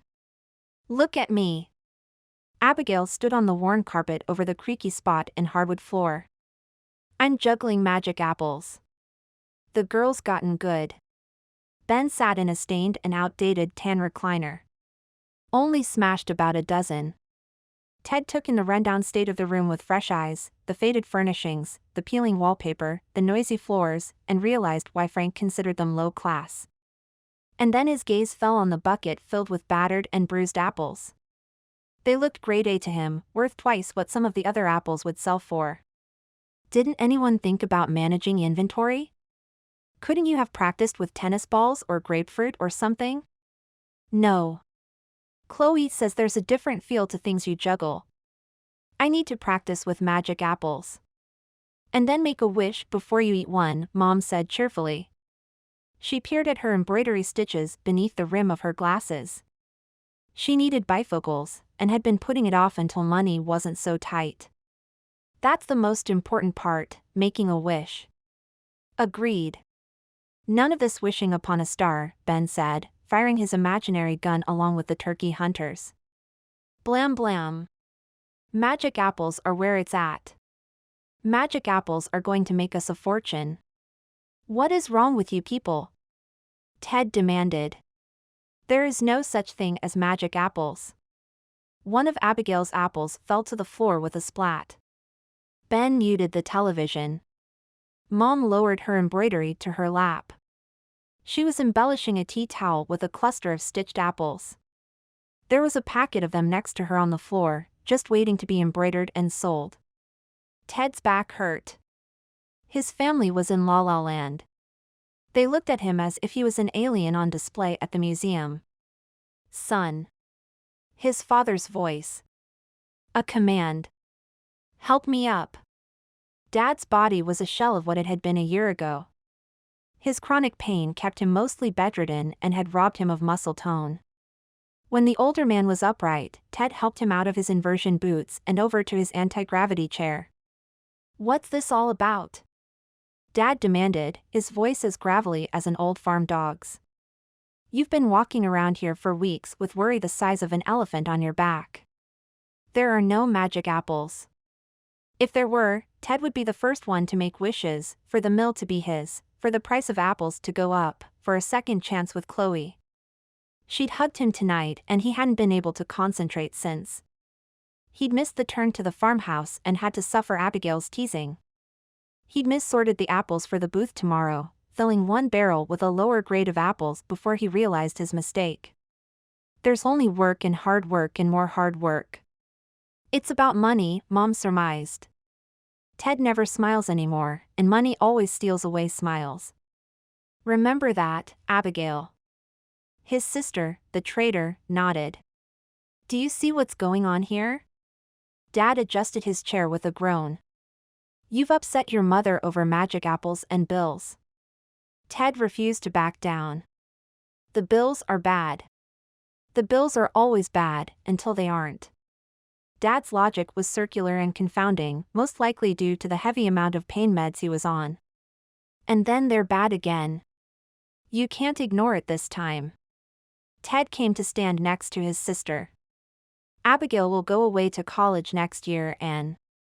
I can't go to college. Abigail tossed her apples on the couch. What would I do with Lizzie? I don't know. Have her stay here?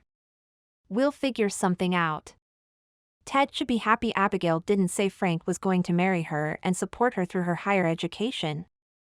You're going to college. You didn't go, Abigail grumbled.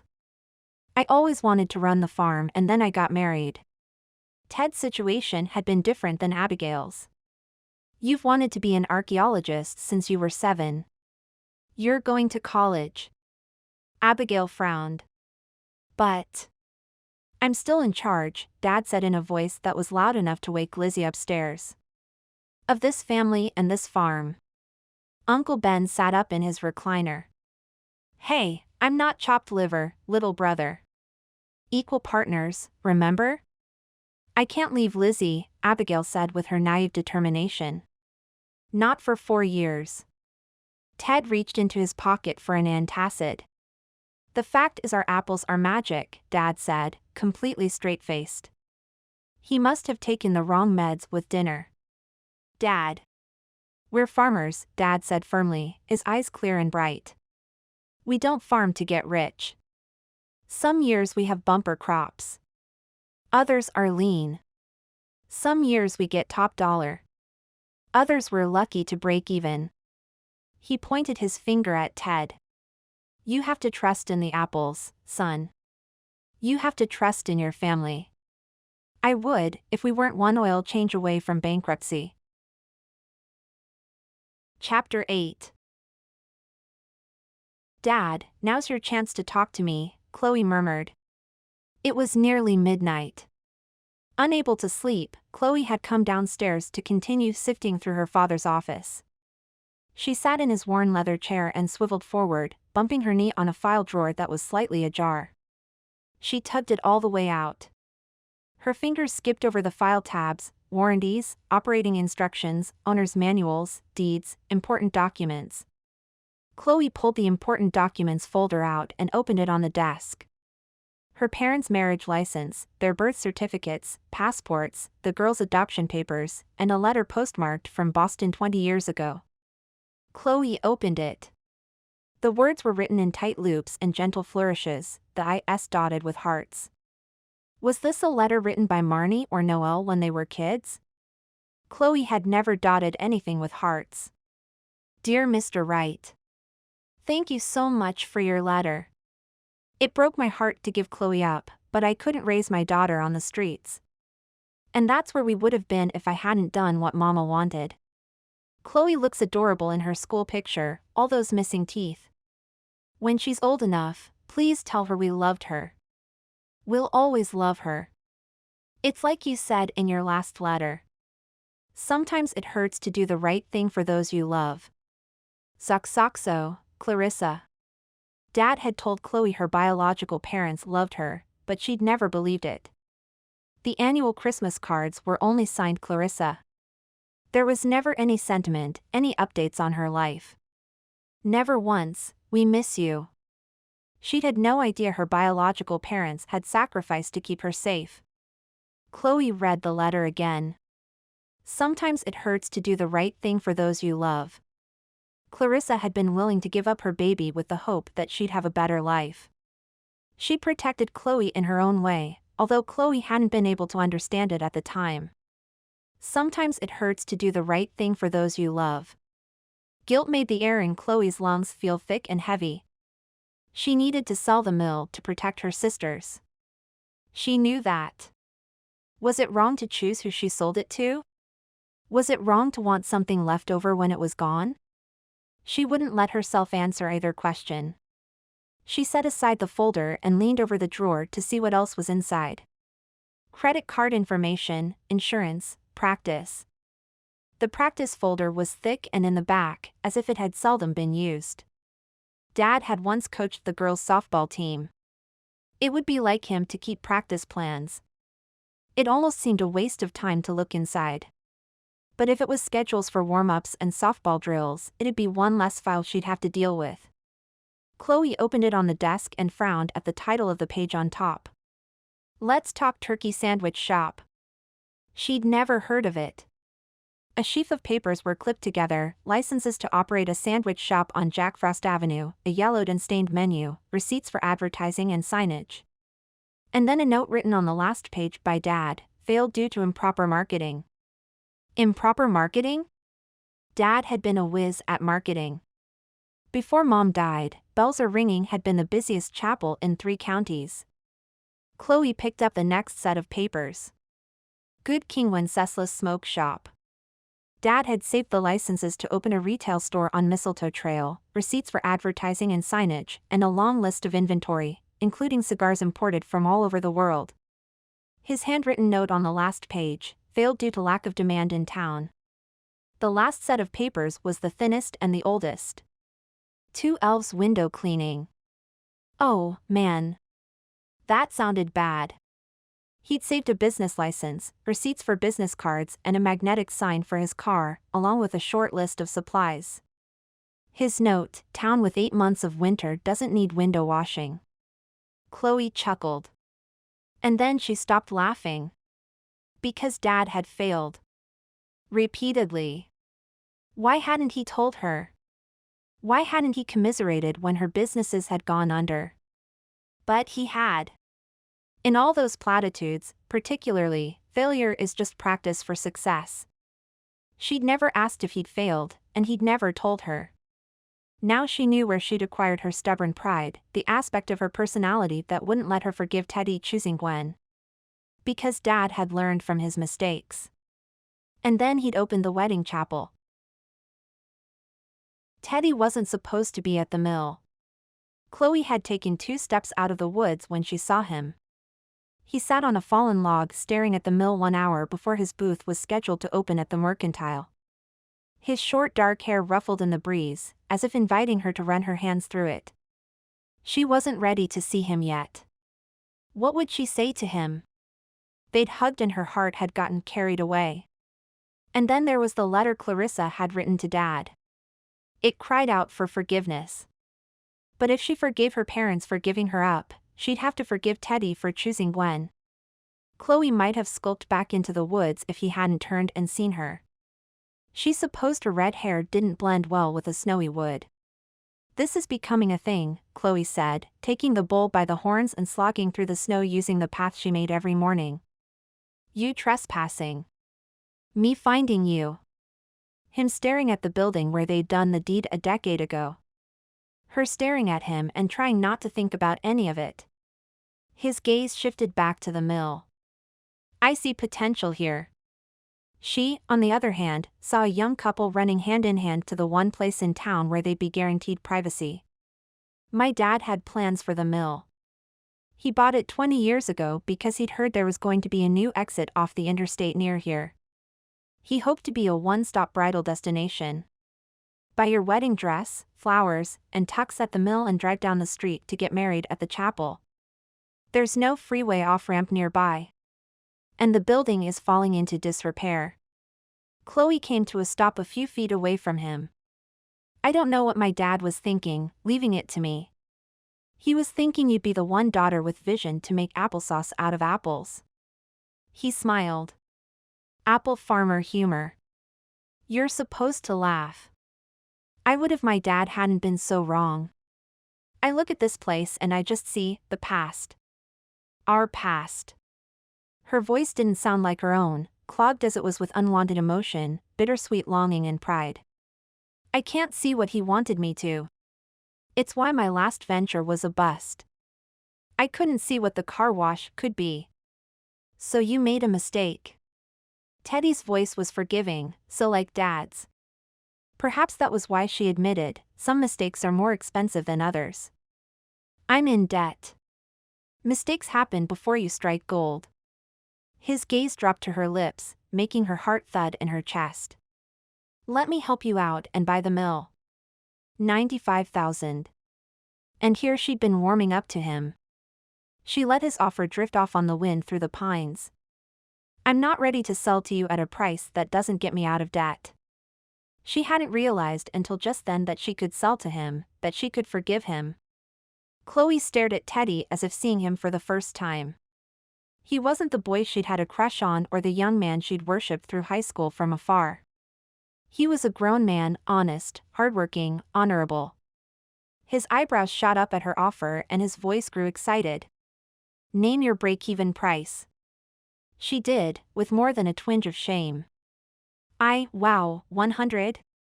I'll have to call in some favors, but I'll do it if you agree to sell me the mill, Chloe. He stood and cradled her chin in one hand.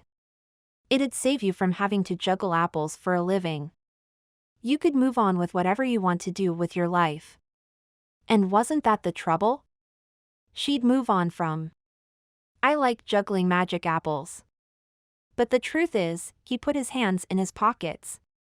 There's nothing magic about those apples. All the magic is inside you. Sunday the Mercantile wasn't as busy as it had been on Black Friday, but Chloe and Abigail were still able to draw a crowd and the apple supply was on pace to sell out. Santa's Orchard. Brought to you by Lincoln Farms. Abigail smiled at the sign Chloe had made. She had on lighter makeup today and a long-sleeved red shirt that said, "Ho ho ho." She looked more like a happy 18-year-old than a desperate, scorned woman. I like it. Did you draw Santa? Yep. It's a nice touch, don't you think? She'd made the sign last night after discovering Dad was a failure, too. She'd felt better focusing on marketing instead of profit and loss statements. She was starting to believe that failing wasn't always the end of the world. The kids love it. Abigail picked up 3 apples and began a slow juggle. She added a few kickball changes, which sounded impressive considering she wore tap shoes. The girl had brought her A game today. You've been practicing. Last night. After Lizzie went to bed. She tap danced forward and then back. Which is also when Ted had a meltdown. He doesn't believe in magic apples. She cut the apples like a pro. How Scrooge-like. Considering magic apples were earning him a pretty profit, and he told Chloe more than once that she was magic. Not that friends couldn't point out attributes they admired in friends. Talking about my finer points, I see. Teddy wheeled in a barrel of apples on a dolly. I've got a cooler in the truck with water and sandwiches, courtesy of Mom. Here are the keys. He put them beneath the counter by the cash box. If you guys are good here, I'll be back in an hour or so. Abigail sauntered up to him with a toe heel, click-clack of her tap shoes. Where are you going in such a hurry? I'm meeting with a friend of mine at the teapot. He's a loan officer at the bank. He smiled at them, capturing Chloe's gaze when she would have looked away. Trying to see how much the farm can pre-qualify for. Something fluttered in Chloe's chest. Must be the possibility of selling the mill and getting out of debt. What do we need a loan for? Abigail stopped dancing. Is the farm okay? I want there to be something for Lizzie to inherit. Teddy tugged a lock of his sister's long, brown hair. Abigail frowned, which didn't faze Teddy in the slightest. He hurried off to his meeting. He's worried. Abigail tapped her toe impatiently after he left. About money. Most adults are. It's hard to make ends meet and dream. He has a dream, you know. More orchards? His dream means more work for the rest of us. Abigail made it sound as if she was a slave laborer. I don't want this life for Lizzie. Working all the time when her friends are out playing. What would you rather have Teddy do? Sell the farm? Pay off your debts? Have nothing? That's what Chloe was looking at, and it was nothing to dance about. You don't know what it's like to run a farm, Abigail grumped. But Chloe did know what it was like to run a business. Her heart went out to Teddy. He was trying to make things better for everyone in his family. He deserved his family's support. And then there's Lizzie, Abigail continued her lament. I'm exhausted all the time. You had a choice when you first learned you were pregnant, Chloe said. You could have chosen to end the pregnancy or given her up for adoption. Abigail stared at her hands. Sometimes you just have to own up to your mistakes. Chloe paused as the meaning of the teenager's words sunk in. Chloe had to own up to her own blunders. Frank materialized out of the crowd with a willowy blonde on his arm. They made a striking couple. He with the dark good looks of Lucifer, and she looking like a tall angel descended from heaven. Except she couldn't be divine. A diamond chip almost got lost on her left ring finger. Abigail's baby daddy headed directly to the apple booth. This was no accidental meeting. Frank? Abigail's entire body seemed to lean toward him. Chloe moved closer to Abigail, who clutched Chloe's arm. Abigail. Frank's voice was smoother than silk. His gaze was cowardly. He stared at the Santa's Orchard sign behind them. I want you to meet Teresa. Abigail didn't extend a hand to shake. She clutched Chloe's arm tight enough to read her blood pressure. Teresa is my fiancé, Frank said, still staring at the sign. The Ice Angel's smile never wavered. She'd probably forced Frank into confronting Abigail in a public place. I don't understand. The blood drained from Abigail's face. But she did understand. Frank was rejecting her. For good. I have to go. She pushed past Chloe and ran, her shoes tapping out an SOS. You know you're pawn scum, right? Chloe glared at Frank and then at Teresa. Both of you. Now move along. You're blocking my trade space. Chapter 9. I'm calling a family meeting at dinner, Ted said when he and Abigail arrived home from another successful day at the mercantile. Well, the day had been a success sales-wise. Abigail was teary-eyed, silent, and moody. Her sighs were heavier than a wheelbarrow full of river rock. Whatever angst she was going through, Ted wasn't touching it. He'd wanted to speak to Chloe about the sale of the mill, but she'd left as soon as Ted returned, claiming she needed to buy a battery for her dad's car. Apparently, she'd owned a car wash, but not a car of her own. He hadn't gotten the chance to tell Chloe what he and the loan officer discussed. The old two-story farmhouse creaked in the winter wind. Was it his imagination? Or was the yellow rosebud wallpaper his grandmother had put up in the dining room peeling from the corner? Dad hobbled to the table, something he hadn't done in days, and sat at the head of the table with a minimal amount of groaning. Abigail rocked Lizzie in the corner of the living room, holding her daughter like she used to hold her teddy bear. "Where's Uncle Ben?" Ted asked, sitting at the dining room table. He was checking on something in the barn. His mother banged about the kitchen. "Ted, the oven is on the fritz again. I'll have to finish the pot roast in the microwave." A heavy weight landed on Ted's shoulders.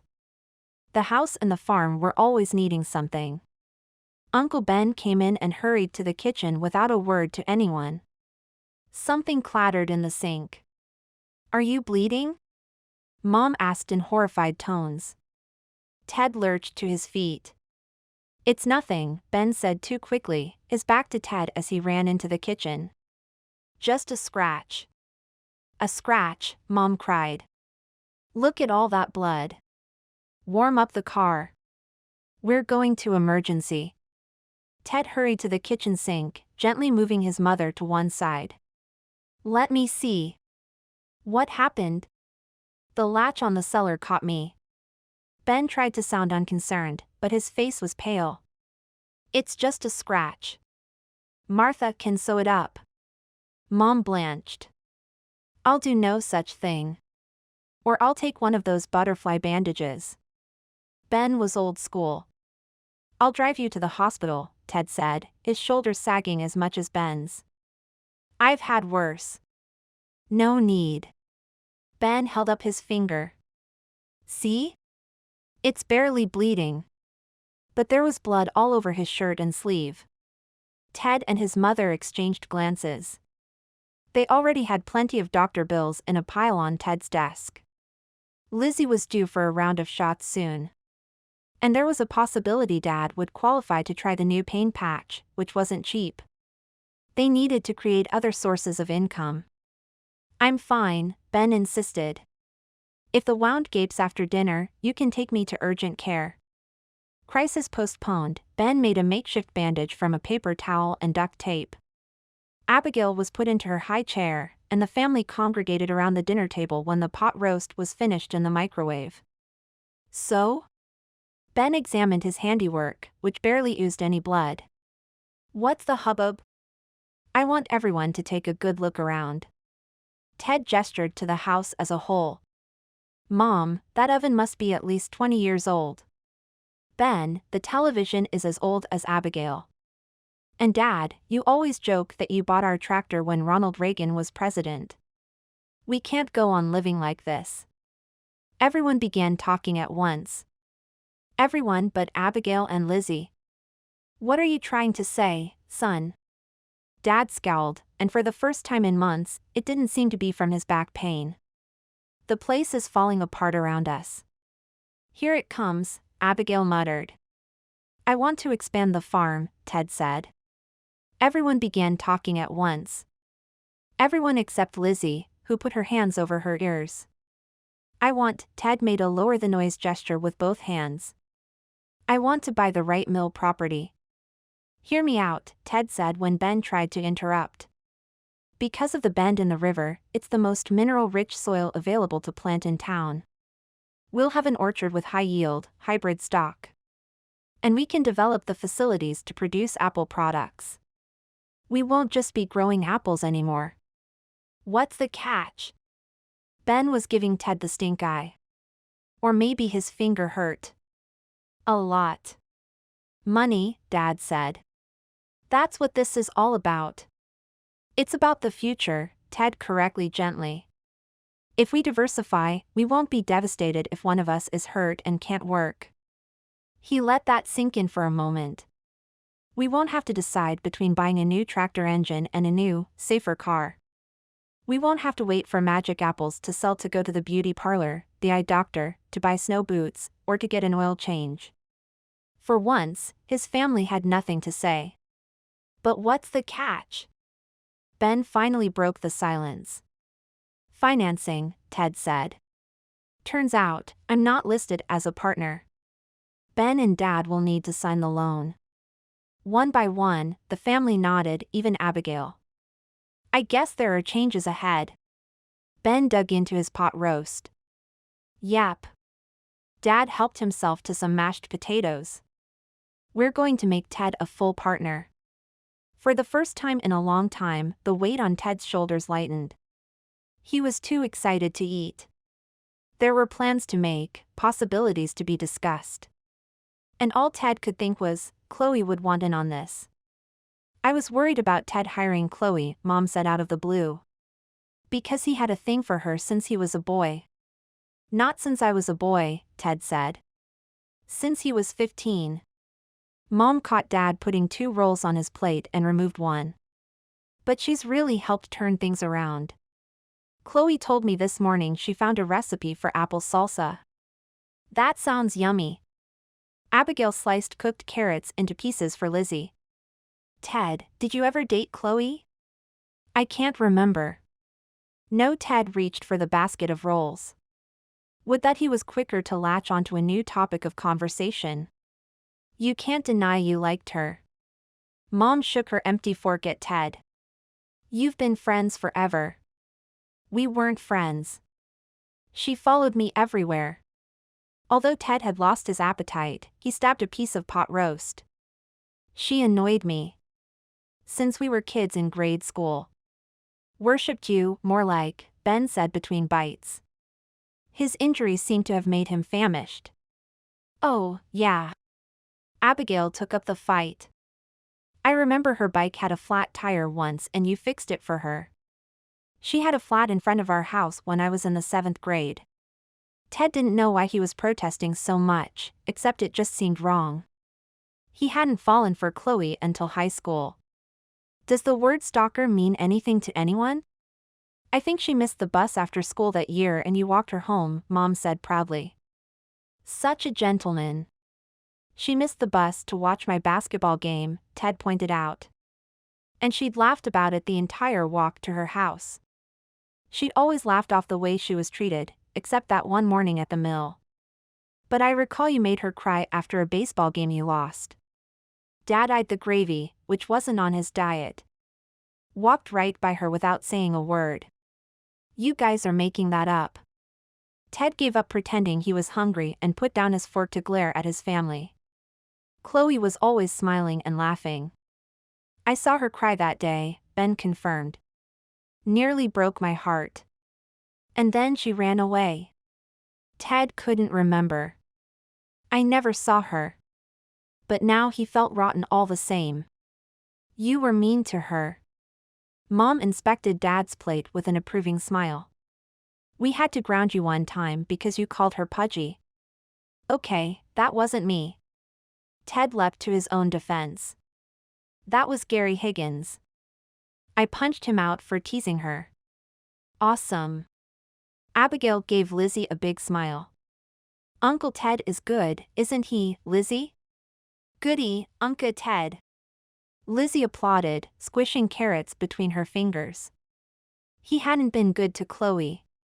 He'd been rude and mean and often a bully.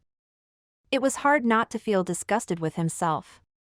Well, we grounded you for something related to name-calling. Mom finally got down to eating, or at least filling her fork with meat she planned to eat. And then you started dating Gwen, who was just a poor substitute for Chloe. Look how that turned out. Mom scared. I had high hopes for you and Chloe. Ted was hard-pressed to eat anything. If they were so high, I don't know why I never heard about it. The old man used the distraction of the argument to try and sneak gravy onto his plate. Mom whisked it out of reach. Because I could never quite understand what was going on with you two. Sometimes you were mean to Chloe, and other times, I remember you drove her home when her car broke down once after prom. I forget now why she didn't go. Didn't you say she was babysitting or something? Chloe had parted ways from Mark Wheatley a few days before the dance. Martha shook her fork at Ted. The pot roast fell to her plate, landing in a lake of gravy in her mashed potatoes. Don't try to find an excuse for that one. You came home that night and you were glowing. Ted opened his mouth, but nothing came out. That was the night. Their night. He and Gwen had called it quits at prom. He dropped her off and came upon Chloe standing beside the road with her car hood up. That night, he told her he loved her. He'd realized Chloe was magic, making everything she touched brighter, more interesting, more fun. But their time had passed. She didn't hang on his every word anymore, or follow him around as if she adored him. He'd promised to love her forever. And he was afraid he'd keep that promise, even if Chloe never realized it. Chapter 10. Chloe was in Dad's office flipping through a folder with 20-year-old vet bills when she heard a truck pull up the curved driveway outside. She had a sneaking suspicion whose truck it was and why Teddy had come. He was going to make her another offer on the mill. Chloe hurried to the front door, grabbed a jacket and stepped outside. It was dark and snowing, but she preferred the cold and dark to Marnie listening in. Teddy came up the walk, grinning. That's how a man likes to be welcomed into a woman's home. A porch greeting. You can't come in. Chloe hurried down the stairs, grabbed Teddy's hand, and towed him toward the truck. Whatever you have to say to me, you can say it in the truck. She climbed into the passenger seat, protesting when he started the engine. What are you doing? But then she realized. This was Teddy, and he hadn't made her an offer on the mill. He'd lowballed her before. She had to stay focused and be a tough negotiator, not a starry-eyed ex-lover. She had Marnie and Noelle to protect and asking price to hold firm to. Getting into his truck had been a mistake. You need to take me home, she said, not that she moved. We need to talk. His voice was low and gruff and sexy as all get out. So she got out, welcoming the cold. She walked along the country road in her sneakers. The way was illuminated by the moon and Teddy's headlights once he turned around.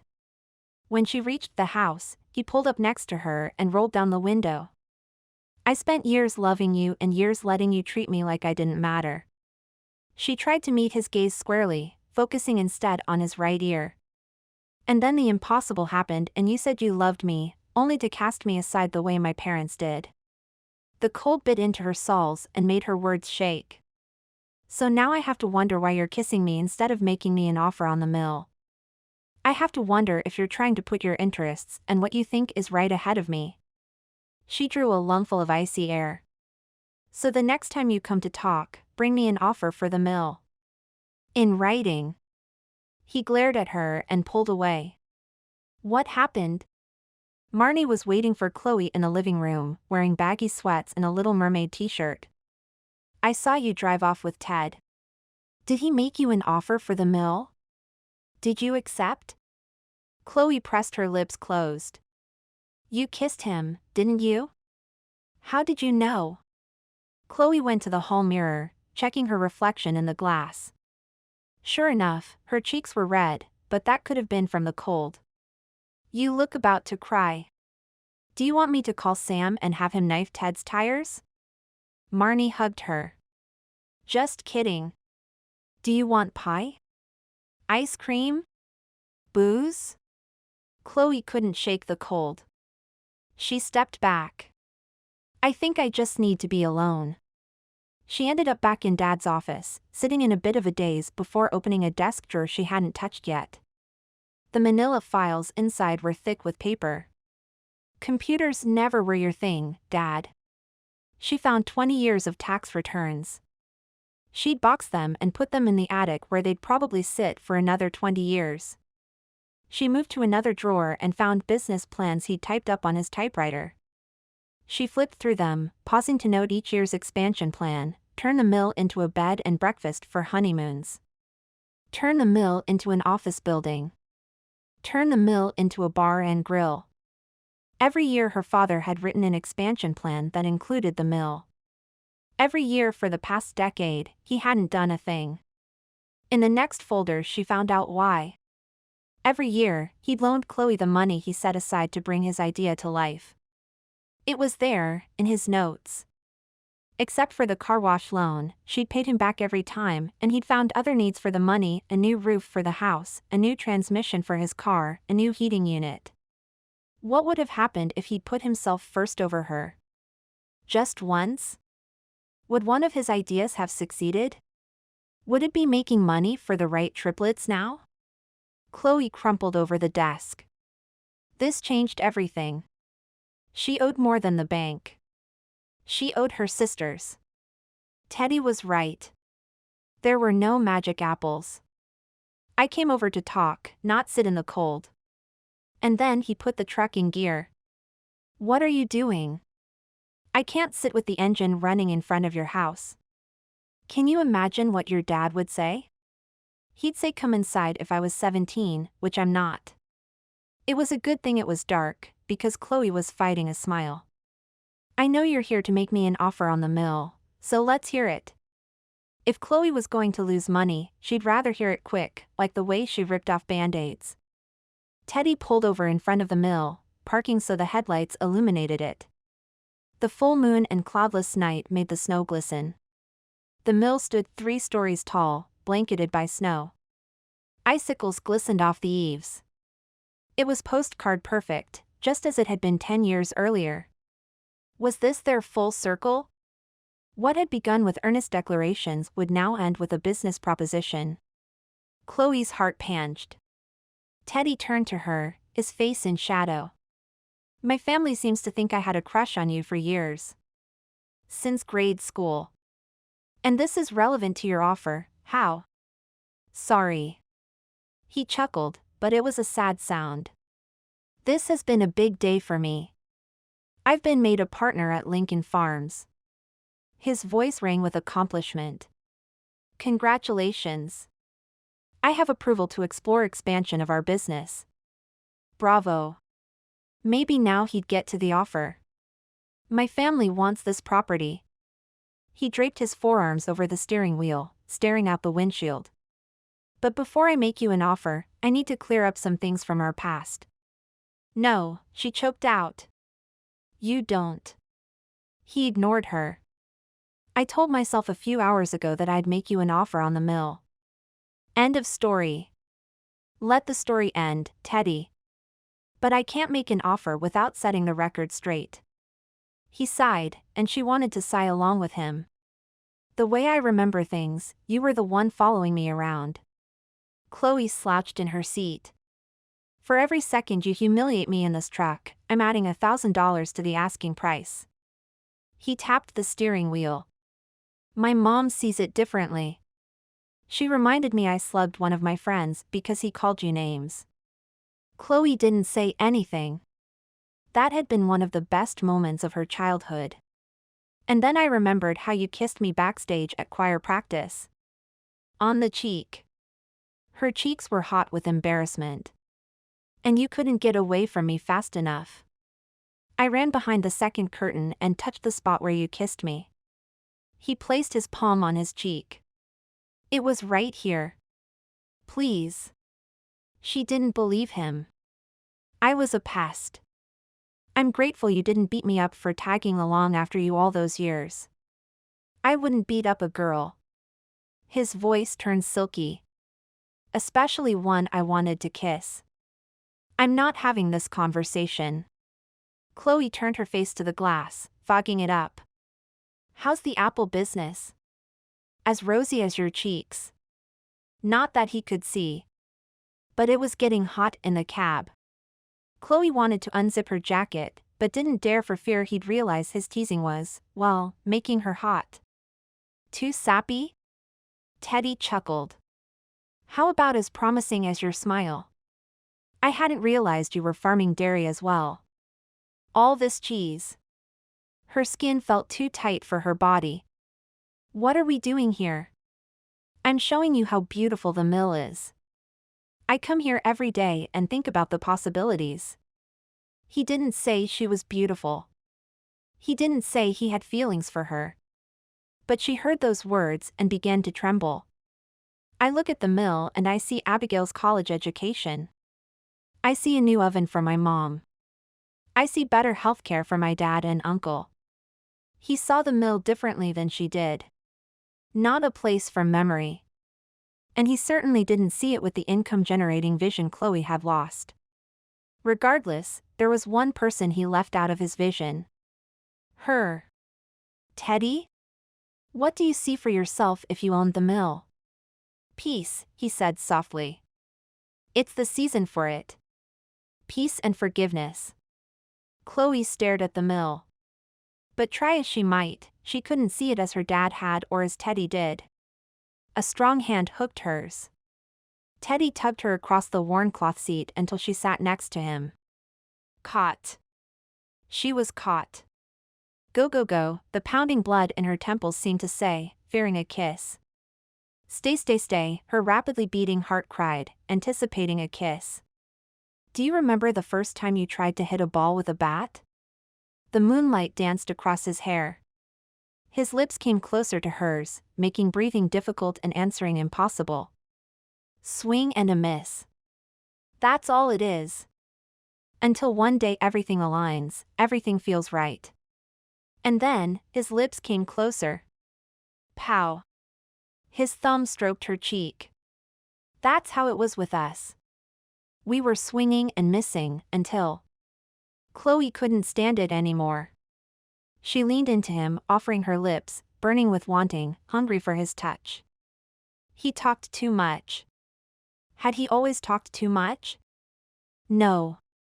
That had been her. His arms came around Chloe, bringing her closer, as close as two bodies could get when bundled in winter jackets and hindered by a steering wheel. She lost herself in the thrill of his kiss, in the warmth of his arms, in the rightness of it all. A branch cracked from the weight of snow, startling them apart. For a moment, Chloe couldn't pull away. This was Teddy, and she was in his arms. I suppose you want me to come help you at the mercantile after classes today. Abigail kicked her backpack as Ted drove her to school Monday morning. If I live through the horror of the school experience, that is. The sun bounced off the drifts of snow, but the weather forecast predicted another snowstorm blowing in mid-afternoon. Ted didn't have to wait for the tempest. Abigail's mood was dark with threat of a downpour of angst. Ted popped an antacid. No need. Chloe will be there. He'd screwed everything up last night with Chloe. He'd wanted to apologize for all the years she'd smiled through his heartless and immature treatment of her. He hadn't planned on kissing her. But when they'd kissed, something had gone wrong. 1 minute, he'd connected with the ball. The next, he was striking out. Painfully so. She didn't trust him to keep his word about the purchase price of the mill. He'd been so angry with himself, he'd driven away without making any offer at all. Didn't Chloe tell you she's not coming in today? Abigail's doom and gloom carried over to this bit of knowledge. No, he clenched the wheel, slowing to a crawl as they neared the drop-off point. Ted pulled up to the curb. They just did a feature on you two in the newspaper. Every kid in town who hasn't bought a bag of magic apples is going to want a bag of magic apples. I need her. It's okay. I can juggle and tap dance. Sure, Abigail could handle the magic apple routine. But he wanted Chloe to be there because he still loved her. He'd never stopped. But she was right. He always put the needs of others ahead of that love. Did Chloe say why she was bailing? No. Don't you know? I'm always the last to know anything about anybody. Abigail looked close to tears as she hopped out of the truck and hurried to join her friends. Ted went back to the farm and sorted apples, loading barrels and boxes. He headed to the mercantile around 11 to set up, but the excitement of the past few days was gone. The magic was gone. Chloe was gone. Ted wanted her back. Mom dropped us off. Abigail had Lizzie on her hip when she showed up around 3 that afternoon, looking as if she'd been crying. Can I talk to you? Sure. Ted grabbed his jacket and the locked cash box, pausing only to ask Max and his Rudolph sweater to keep an eye on his booth for a few minutes. The air outside was a balmy 40 degrees. Lizzie buried her face in Abby's shoulder and muttered, "Cold." Ted rubbed Lizzie's back. "We should go inside and find somewhere warmer to talk. Frank is seeing someone else." Abby's face crumbled. She had a ring." Ted wrapped his arms around his sister and niece. The cash box dropped to the pavement. He ignored it. Abigail's heart might be broken, but Frank was finally out of the picture. Relief had him squeezing them too tight. "Uncle Ted." Lizzie pushed against him. "Okay. I know. Tone it down." He slung his arm around Abigail's thin shoulders. She laid her head against his chest. "On the one hand, I want to deck him for breaking your heart. And on the other hand?" Abby's voice was muffled in his jacket. "If I deck him, he might think he broke your heart." That didn't stop Ted from daydreaming about it though. "My friends told me it was about time." Abigail gave a half-laugh/half sob as snowflakes began to fall. "I thought they were going to call me a loser." "Frank's the loser," Ted said. Her smile grew stronger. "I should have known he was a cast-off when he didn't argue with me about naming our child in the Lincoln tradition, after famous figures in U.S. history." "Mama, don't cry." Lizzie kissed Abigail's cheek. "Lizzie's right," Ted said, uncomfortable with his little sister's tears. "Don't cry over that guy. Or your daughter's fabulous name. Isn't that right, Elizabeth Eleanor Lincoln?" Lizzie grinned and patted Abigail's cheeks dry. "I always admired you stepping up and marrying Gwen when she was pregnant." Abigail stepped out of his embrace, smiling tenderly. "Even if I didn't like your choice in women. But that doesn't matter now. You have a chance with Chloe." Ted picked up the cash box, clearing his throat. "I don't know about that. I think I blew it last night." Abigail stared at Ted as if he just told her Santa was skipping Christmas Town this year. With a big sniff, she looped her arm through Ted's and led him inside. "I don't feel so pathetic now. You wasted 3 years of your life on Frank, Abs. You wasted something like 6 on Gwen." She seemed happy to find troubles in Ted's love life. 2 years in high school. 3 years of marriage. A year trying to work out the divorce settlement. Enough about the past. There's someone better out there for you. Ted pointed out men working booths they passed, drawing curious glances. "Could be that guy. Or that guy. You're such a nerd." Abigail swatted his arm down. "I know there's someone better for you. And there she is." Chloe stood in their booth talking to Max. Ted stopped. "Oh, no you don't." Abigail pushed him forward. "You're not getting cold feet. Take her by the gazebo. Kiss her under the mistletoe. It's not Christmas Eve. That's when couples traditionally committed with a kiss in the town square." Abigail's eyes misted. "Frank never kissed me under the gazebo. There was always a line." Her gaze cut to Ted. "There won't be a line now." She tugged him forward against the increasing stream of people. "And it's right across the street." "But your happiness could be a kiss away." "Kiss, Uncle Ted." Lizzie reached for him with a slobbery pucker. "Kiss, kiss." "But..." "Chloe," Abigail stopped in front of their booth. "Ted needs to show you something outside. Lizzie and I will work the booth." Their eyes met. Chloe's blue ones were guarded. He should make her an offer. After all, she made it clear last night that's what she wanted. But all he could think of was how good she felt in his arms. "Before you show me whatever," Chloe's courage faltered as they stepped outside onto the cold, snowy sidewalk. She tried again. "I need to see your offer." Teddy was nervous, walking fast. "Our attorney is drawing up the papers. We're offering you $100,000. "Really?" Chloe grabbed his arm to steady herself, because it felt as if she'd veered onto a patch of ice. Thank you. So it's a deal? He asked hesitantly, turning to face her. A few shoppers passed them by, some holding children with their school backpacks over their coats. Before I accept, Chloe stressed the word, because she hadn't accepted. I want you to know that I pulled on my big girl panties today and called the bank. I told them they were overrepresenting the value of my business and that I thought a fair settlement of the lien would be $50,000. She'd been so paralyzed under the weight of failure and the inability to see what the mill could be, she hadn't thought of bargaining before. Half, Teddy murmured. Did the bank accept?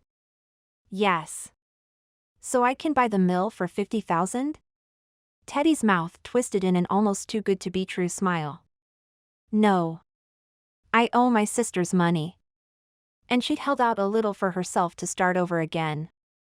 She was going to think carefully about what she did next. She'd only go into something where she had a clear vision of the future. No more gambling. I'm selling you the mill for your original offer of $80,000.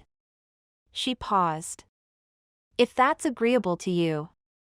Very much so. Thank you. There was a flash of a smile, and then he turned serious again.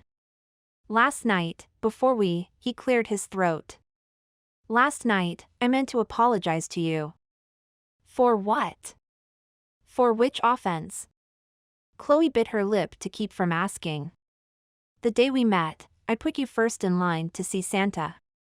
His voice was low and gruff. He took a step closer, edging into her space until she felt the warmth of his body. I never put you first again. And for that, I'm truly sorry. You deserve to be put above all others. Chloe couldn't speak. She was afraid if she did, she might cry. She managed a nod. I'm an honorable man, Chloe. He ran the back of his fingers over her cheek. I'll always try to do what's right. But I never should have cast you aside.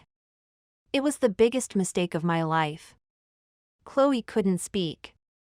Only this time, she didn't know what to say. Then it settled. Teddy grabbed her hand and began walking toward the town square. Come on. She kept her eyes on the icy pavement, so as not to fall. Where are we going? Your attorney's office? You'll see. He charged on ahead, looking both ways before leading her across the street to the gazebo. White wood. Delicate arches. And a big bouquet of mistletoe hanging in the middle. Chloe couldn't count how many of her friends had received marriage proposals beneath the gazebo on Christmas Eve. But it wasn't Christmas Eve, and there was no way that was where he was taking her. Are we going to the teapot? I could use a coffee. Chloe tugged her hand slightly, but Teddy held on. It was clear where their destination was. No one was out. The snow was gently falling. Their breath came in soft puffs. Teddy pulled her beneath the gazebo's mistletoe and captured her other hand. I love you. I've always loved you, even when I didn't know how to love you. She would always remember this moment. The snow. The mistletoe. The tender light in his eyes. But she couldn't believe him. You didn't love me when I was 7. Or when I was 8. Or I loved you as a kid. You had this laugh. It annoyed you. I envied that laugh, he said, completely serious. Nothing ever got you down. Nothing ever got in the way of what you wanted. A few shoppers paused on the street corner, watching them. Chloe shook her head. I didn't get you, she said quietly. After finding parents to love me, that's all I wanted. You. She squeezed his hands. And you can have me. Forever. He looked as honest and excited as he had that night at the mill. I want to marry you. I want you to be my partner, in business and in life. His words, spoken softly, rang as loud as chapel bells in Chloe's ears. But she hesitated. I'm not a sure thing when it comes to business. She didn't want to lose any of his family's money. You have magic when it comes to apples. He slid his arms around her. The love in his eyes was enough to warm her against the chill wind and the snow and uncertainty. You come up with the ideas. I'll tell you if we can afford to invest. It was the perfect balance, his eye on the bottom line, hers looking forward. And she could see the Lincoln Farms logo on a number of Apple products. She could see selling them here in Christmas Town, as well as expansion opportunities elsewhere. And in his eyes, she could see a little boy with brown hair and sturdy shoulders. And a little girl with red curls and a smile that charmed her daddy. She could see a future. And it looked oh, so very bright.